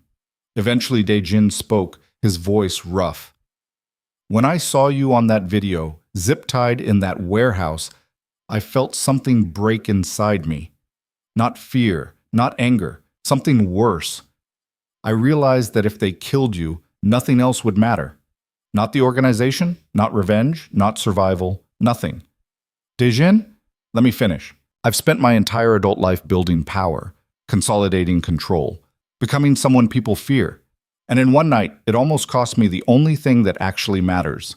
He stood, moving around the table to kneel beside her chair. I love you. I know it's too soon. I know the circumstances are insane, but I love you. And I need you to know that. Lena's breath caught. The words hung in the air between them, huge and terrifying and impossible to take back. You love me, she repeated, testing the shape of it. Yes. Even though I'm reckless and stubborn and completely wrong for your life? Because you're those things. Because you challenge me and refuse to let me hide behind what I am. Because when I'm with you, I remember what it's like to be human. He took both her hands in his. I love you, Lena Carter, and I'm asking you to stay. Not temporarily, not until things calm down. Stay with me. Build something real with me. Lena looked at him, this dangerous, complicated man kneeling at her feet, offering his heart like it was something fragile. She thought about everything that had happened, everything they'd survived, everything still to come. She thought about the fact that loving him would never be easy, would probably get her killed eventually, would mean living in a world of violence and moral compromise. She thought about how none of that mattered as much as the way he looked at her right now. I love you too, she said, and watched relief transform his face. I'm staying. He kissed her then, soft and careful and full of promise. When they finally broke apart, Lena rested her forehead against his. But we need to talk about boundaries, she said, about what I can and can't handle, about what parts of your work I'm involved in. Tomorrow. We'll figure it all out tomorrow. Dejin stood, lifting her carefully. Tonight we just sleep. He carried her to the bedroom, tucked her in like she was precious, then climbed in beside her. Lena curled into his warmth, feeling safe for the first time since the parking garage. What happens now? She asked sleepily. With the organization, with Jinhyuk's people. Now we rebuild. Consolidate loyalty, eliminate remaining threats, establish new rules. His arm tightened around her. But that's tomorrow's problem. Tonight, we survived. That's enough. Lena closed her eyes, listening to his heartbeat, and let herself believe him. They'd survived. Barely, bloodied, traumatized, but alive and together. Tomorrow they could deal with the fallout. Tomorrow they could figure out how to navigate this impossible relationship in an impossible world. Tonight, they just held each other and breathed and were grateful for another day. Morning came too soon, bringing sunlight that felt wrong somehow. Too bright, too normal for people who'd spent the previous night covered in blood. Lena woke to the smell of coffee and the distant sound of Dejin's voice speaking rapid Korean on the phone. She sat up slowly, inventorying her injuries. Everything hurt, but it was manageable pain, the kind you could breathe through. She found Dejin in the living room, dressed in a clean suit, looking like he'd already been up for hours. Probably had been. He ended the call when he saw her. You should be resting. I've rested enough. Lena accepted the coffee he handed her, settling carefully onto the couch. What's happening? Cleanup. Jinhyuk's remaining supporters are being identified and dealt with. The ones who want to pledge loyalty can stay. The ones who don't. He left the sentence unfinished. Are being killed. Are being encouraged to find employment elsewhere, permanently. Dejin sat beside her. I know you don't like it. I don't have to like it to understand it's necessary. Lena sipped her coffee. But I need to know something. The man who helped me. Young, scar on his neck. Is he safe? Dejin's expression shifted slightly. He came forward this morning, confessed what he'd done, expected to be punished. A pause. I promoted him instead. Anyone willing to risk their life to do the right thing deserves recognition, not a bullet. Relief flooded through Lena. Thank you. Don't thank me for basic decency. He set his own cup down. I've been thinking about what you said last night, about boundaries, about what you can handle. We need to have that conversation. Okay, so let's have it.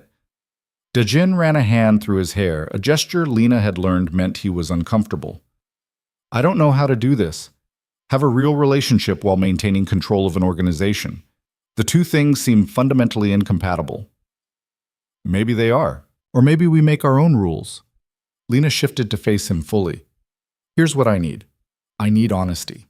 Don't lie to me about what you're doing or why. I might not like it, but I can handle the truth better than being kept in the dark. What else?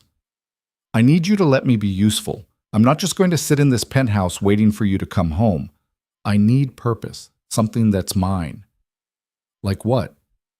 I don't know yet, but we'll figure it out. She took his hand. Your turn. What do you need? Daejin was quiet for a long moment. I need you to be safe.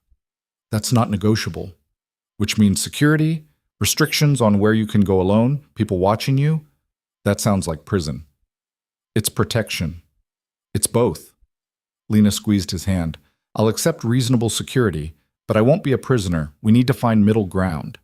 I'll try, but if there's a credible threat, then we deal with it together. You don't lock me away and handle everything yourself. We're partners now, remember? Something in Daejin's face softened. Partners. I like that. They spent the morning working out the details. What security looked like, what information Lena would be privy to, how they'd handle disagreements about safety versus freedom. It wasn't perfect, and they both knew they'd have to keep adjusting as they went. But it was a start. Around noon, Daejin's phone rang. He glanced at it, frowned, then answered. Yes? Lena watched his expression change as he listened. Surprise, then calculation, then something she couldn't quite read. He said a few words in Korean, then hung up. That was Park Industries, Soyeon's father. He wants to meet. Why? He didn't say, but it's not going to be friendly. Daejin stood, already shifting into business mode. I need to take this meeting. It's political, important for the organization's standing. I'm coming with you. Lena, partners, remember? If this is about us, about the engagement you ended, then I should be there. Daejin looked like he wanted to argue, but something in her expression stopped him. It could get ugly. Park doesn't lose gracefully. Neither do I. Let's go. The meeting was in a private dining room at one of the city's most expensive restaurants, the kind of place where they didn't list prices on the menu and the waitstaff moved like ghosts. Park Soyeon and her father were already seated when Lena and Daejin arrived. Park Chol-soo was exactly what Lena expected. Mid-60s, expensive suit, the kind of face that had spent decades giving orders and never hearing no. He looked at Lena like she was something unpleasant he'd found on his shoe. Soyeon, for her part, looked furious but controlled, her hands folded carefully on the table. Daejin, Park said, not standing, and you brought your companion. Lena Carter, Lena said, extending her hand with more confidence than she felt. Nice to meet you. Park ignored the hand. Sit. We have business to discuss. Daejin pulled out a chair for Lena, then sat beside her, positioning himself between her and Park like a barrier. You called this meeting. Talk. Very well. I'll be direct. Park's eyes were cold. You've embarrassed my family. The engagement between you and Soyeon was a business arrangement, yes, but it was also a statement of alliance. By ending it publicly, you've undermined my position and weakened our mutual interests. Your interests, not mine. I never agreed to that engagement. My father did, when I was too young to have a say. Your father built this organization on strategic partnerships. You're destroying what he created for a woman you barely know. I'm building something different, something better. Park laughed, sharp and cutting. Better? You've had a faction revolt in the last month. You've lost key supporters. Your organization is fracturing while you play house with an American waitress. Lena felt Daejin tense beside her, but she spoke before he could. You're right that I'm a waitress. Or I was. You're also right that we barely know each other. But what you're wrong about is thinking that makes what we have less real or less important. I wasn't speaking to you. Too bad, because I'm speaking to you. Lena leaned forward. You see me as a problem to be managed, but I'm not going anywhere. And Daejin isn't backing down. So the question is whether you want to spend your energy fighting us, or whether you want to find a way to work together. Park's eyes narrowed. Presumptuous. Daejin, control your woman. She's not my woman. She's my partner. Daejin's voice was ice. And she's right. I'm done with arranged marriages and political alliances that treat people like chess pieces. You can either accept that and maintain our business relationship, or you can walk away. Your choice. Walk away from decades of partnership, from the infrastructure our families built together? If that's what it takes, yes. Soyeon finally spoke, her voice tight. Father, maybe we should… Be quiet, Soyeon. Park didn't even look at her. Daejin, you're making a mistake. This woman is a liability. She's already been kidnapped once, used against you. How long before it happens again? How long before your enemies realize that killing her is the easiest way to destroy you? Let them try. Daejin's hand found Lena's under the table, squeezing once. I've eliminated one faction. I'll eliminate others as they come. And anyone who touches her signs their own death warrant. So you'll burn down the city for her? Sacrifice everything you've built? If I have to. The words hung in the air, absolute and uncompromising. Park stared at Daejin like he was seeing him for the first time, reassessing what he thought he knew. You really mean that, Park said finally. You'd actually throw everything away. I'd trade everything for her safety. Yes. Park sat back, fingers drumming on the table. Then you're a fool. Love makes you weak, Daejin. It gives your enemies leverage. Love makes me fight harder. There's a difference. Lena watched the exchange, her heart hammering. She'd known Daejin cared about her, but hearing him say it so plainly to someone as powerful as Park, it was both terrifying and thrilling. Soyeon's eyes were fixed on her plate, her face carefully neutral. But Lena caught the tightness around her mouth, the white knuckle grip on her napkin. Soyeon, Lena said quietly. Are you okay? Finally, Soyeon looked up. Why do you care? Because you're clearly not happy with any of this. And I get the feeling you didn't have much say in the engagement either. I had enough say. I understood my duty to my family. Duty and happiness aren't the same thing. Soyeon's laugh was bitter. No, they're not. But some of us don't have the luxury of choosing love over obligation. Maybe you should. Stay out of this, Park snapped at Lena. You know nothing about our world, our responsibilities. Father, Soyeon's voice cut through his. She's right. I never wanted to marry Daejin. I did it because you told me to, because it was good for business. But I've spent my whole life doing what's good for business. Maybe it's time I did something for myself. Park's face darkened. Soyeon, I'm done. With the engagement, with being a pawn in your corporate games, with pretending I don't have my own dreams. She stood, smoothing her dress with shaking hands. I'll still work for the company. I'll still be your daughter. But I won't marry someone I don't love just to strengthen an alliance. You're throwing away your future. I'm claiming my future. There's a difference. Soyeon looked at Lena, and something like respect flickered in her eyes. You were right. About me being trapped. About needing to choose myself. So I'm choosing. She walked out, leaving Park sputtering in her wake. The old man turned his fury on Daejin and Lena. This is your fault, both of you. You've corrupted my daughter. I've done nothing but refuse to be who you wanted me to be, Daejin said calmly. And Soyeon made her own choice. You should respect it. Respect? You want me to respect open rebellion? I want you to remember that we're both adults with our own lives, and that trying to control us only pushes us further away. Daejin stood, helping Lena to her feet. Our business relationship can continue if you want, but the personal arrangements are over, permanently. If you walk out that door, you'll what? Pull your support? Go ahead. I've survived worse. Daejin's smile was cold. The difference between you and me is that I'm willing to lose everything for what matters. Are you? Park had no answer.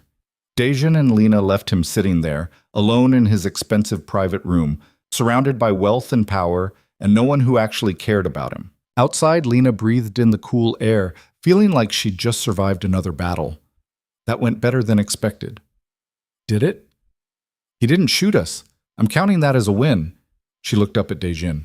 You really would have given up everything for me. In a heartbeat. That's insane. Probably, but it's true. He pulled her close, careful of her injuries. What Park doesn't understand is that the organization means nothing if I have to be someone I hate to run it. I'd rather burn it down and build something new with you than spend one more day pretending to be the person my father wanted. What about what you want? I want you. I want a life that doesn't require me to sacrifice my humanity. I want to wake up beside someone who challenges me and calls me on my bullshit and makes me laugh. He kissed her forehead.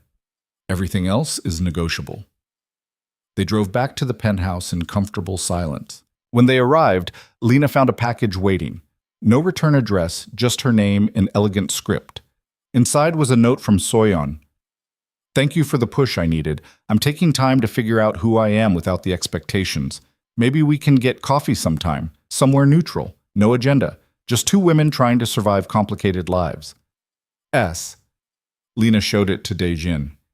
Think she means it? With Soyeon, it's hard to tell, but I think she's genuine. She's been trapped longer than either of us realized. Over the next weeks, life found a strange new rhythm. Daejin rebuilt his organization with Lena's input. Not on the violent side, which she still couldn't stomach, but on strategy, on restructuring businesses to be more legitimate, on finding ways to transition power that didn't require bloodshed.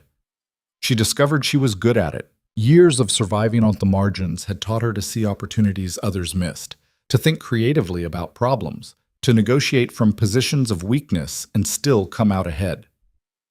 Daejin's people were initially skeptical of her involvement, but after she brokered a deal that saved the organization millions and prevented a territory war, their skepticism turned to grudging respect. Lena found her purpose in the spaces between Daejin's world and the legitimate one, helping people transition out of crime when they wanted to, creating opportunities for those trapped by circumstance, using the organization's resources for something other than violence. It wasn't perfect. There were still nights when Daejin came home with blood on his hands, still decisions that had to be made that she couldn't agree with. They fought about it sometimes, brutal, honest arguments where neither pulled punches. But they also learned to navigate those fights, to disagree without destroying each other, to find compromise even when everything in them wanted to stand firm. 3 months after the warehouse, Lena met Soyeon for coffee. The younger woman looked different, less polished, more relaxed, wearing jeans and a sweater instead of designer armor. I enrolled in art school, Soyeon said, stirring her latte. My father was furious, but I realized I've spent my whole life doing what he wanted. Time to do what I want. What do you want? To paint, to create things that matter to me, to date people I actually like instead of people who strengthen business alliances. She smiled wryly. Turns out rebellion is contagious. Good. You deserve to be happy. So do you. Soyeon looked at her seriously. Are you? Happy, I mean. With Daejin? With that life? Lena thought about it. Happy is probably the wrong word. Fulfilled, maybe. Challenged. Terrified sometimes. But also more alive than I've ever been. That's something. Soyeon paused. I owe you an apology for how I treated you, for the things I said. You were protecting yourself. I get it. Still, you didn't deserve my venom, and you were right about me being trapped, about needing to choose myself. So thank you. They talked for another hour, two women who had nothing in common except proximity to the same complicated man, finding unexpected common ground. When they parted, Lena felt like she'd gained something rare, a friend who understood the impossible balancing act of loving dangerous men while trying to maintain your own identity. 6 months in, the young man from the warehouse, Junho, Lena learned his name was, approached her with a proposal. He wanted to start a community center in one of the rougher neighborhoods, a place where kids could go after school to stay out of trouble. He had the passion, but not the resources. Lena brought the idea to Daejin over dinner. He listened without interrupting, then sat back thoughtfully. You want to use organization money to fund a community center. I want to invest in preventing the next generation from ending up where we are, where you were. Lena met his eyes. You talk about wanting to be better. Here's a chance to actually do it. It's a risk. Money that could go to legitimate business ventures or security, being spent on kids who need hope more than they need another dealer on their corner. She reached across the table. Please, let me do this. Daejin was quiet for a long moment. Then, okay, on one condition. What? I want to be involved, not just as a donor, but actually present. I want to see what difference we're making. Lena blinked in surprise. You want to volunteer at a community center? Is that so hard to believe? A little, yeah. He smiled, that rare, real smile that still made her heart skip. Maybe I'm tired of only being the villain. Maybe I want to be something else too. The community center opened 4 months later.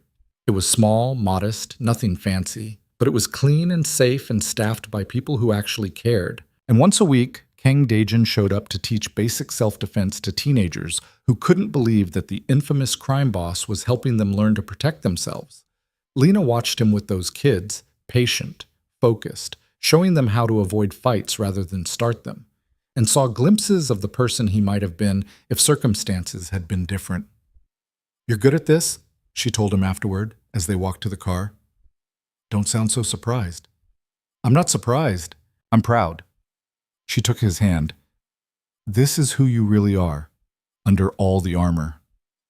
"I'm both people, Lena. The one who teaches kids and the one who has to make impossible choices. I don't get to be just one or the other." "I know, but at least now there's balance." A year after the warehouse, Daejin surprised her with a small ceremony. Not a wedding exactly, but a commitment in front of the people who mattered. His organization, her friends from the community center, Soyeon and a few others who'd become part of their strange extended family. No priest, no legal documents, just promises made and meant. Daejin spoke in both Korean and English, his voice steady as he promised to love her, protect her, and challenge her for as long as they both lived. Lena promised the same, adding that she'd call him on his bullshit and never let him forget his humanity. People laughed, a few cried, and when they kissed, Lena felt like they were building something that might actually last. Not because it was easy or perfect, but because they both refused to give up on it. That night, lying in bed with the city lights painting patterns on the walls, Daejin traced lazy circles on her shoulder. "Do you ever regret it?" he asked quietly. "Staying with me, giving up the chance at a normal life." "Every day," Lena said honestly. "And then I remember what normal felt like. Crushing debt, dead-end job, slowly dying inside. At least now I'm living, even if it's terrifying." That's not exactly a ringing endorsement. No, but it's real. She turned to face him. "I don't regret you, Daejin. I regret the circumstances sometimes, the violence, the impossible choices, but never you, never us." He kissed her, soft and slow, and Lena thought about how far they'd both come. She wasn't the scared waitress anymore, and he wasn't quite the cold crime lord. They'd both changed, been broken down, and rebuilt by what they'd survived together. 2 years in, the organization was almost unrecognizable from what it had been. Still powerful, still sometimes violent, but also more strategic, more invested in legitimate business, more focused on protecting people than exploiting them. It wasn't perfect. Lena had long since given up on perfect, but it was better. Daejin still had to make calls she hated, still had to eliminate threats and maintain control through fear when necessary. But he also funded 3 more community centers, helped transition dozens of people out of criminal life, and personally mentored young men who reminded him of himself, angry, trapped, looking for a way out. Lena ran interference between the criminal world and the legitimate one, finding ways to launder not just money, but people, giving them second chances and new identities. She became known as someone you could trust if you wanted out, which made some people in the organization nervous but earned her Daejin's complete support. They fought sometimes, brutal, exhausting arguments about where to draw lines, what was acceptable, how much compromise was too much. But they also learned that fighting didn't mean ending, that you could disagree fundamentally and still choose each other.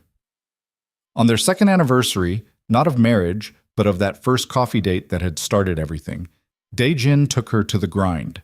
Same loud cafe, same terrible scones, same mismatched furniture.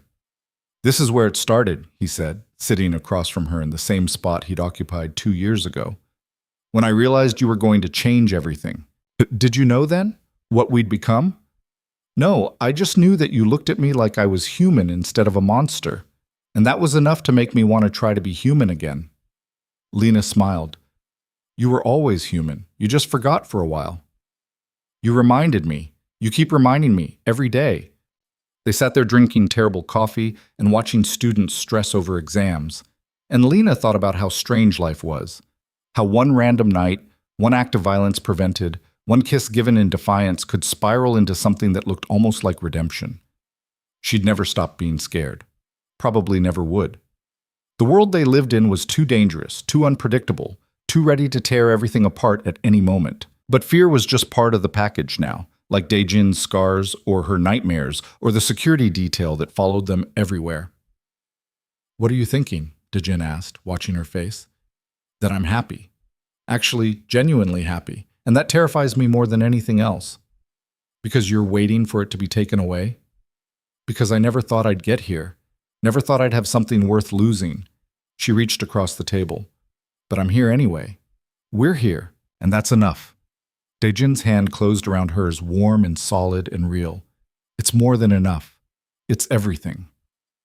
They left the grind hand in hand, walking into the neon-soaked night that had brought them together.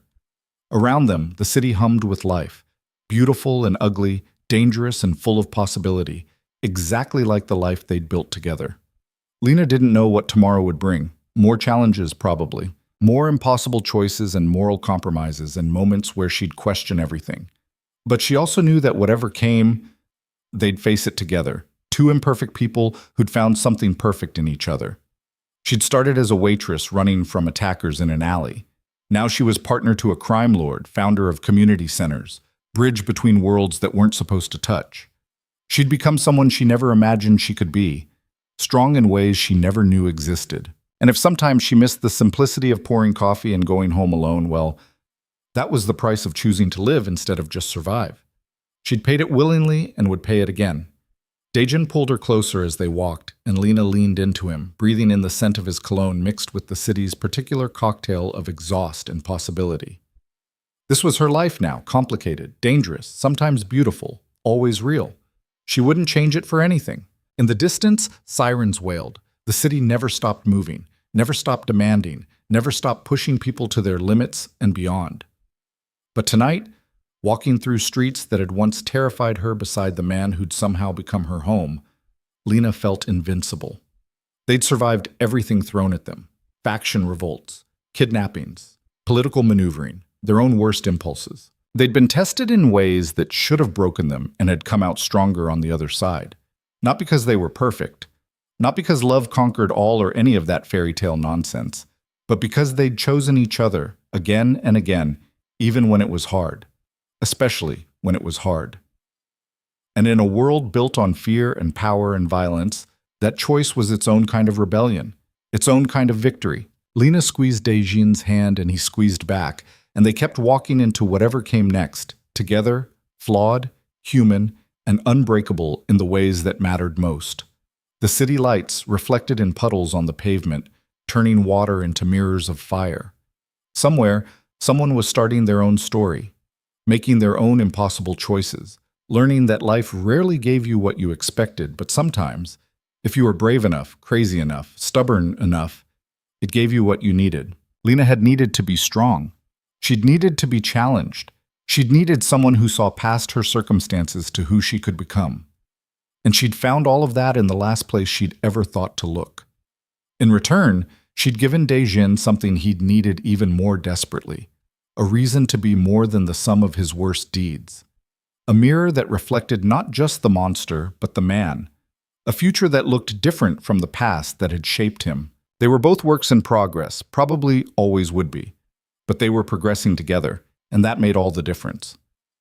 As they reached their car, Daejin paused, turning to face her fully. The streetlight painted him in gold and shadow, highlighting the sharp planes of his face, the softness in his eyes that he saved only for her. "I love you," he said, simple and true. "I love you too," Lena replied, meaning it with every fiber of her being. They got in the car and drove home through the city that had made them and broken them and ultimately brought them together. And if the road ahead was uncertain, if tomorrow might bring new threats or impossible challenges, well, they'd survived worse. They'd survived this too, together.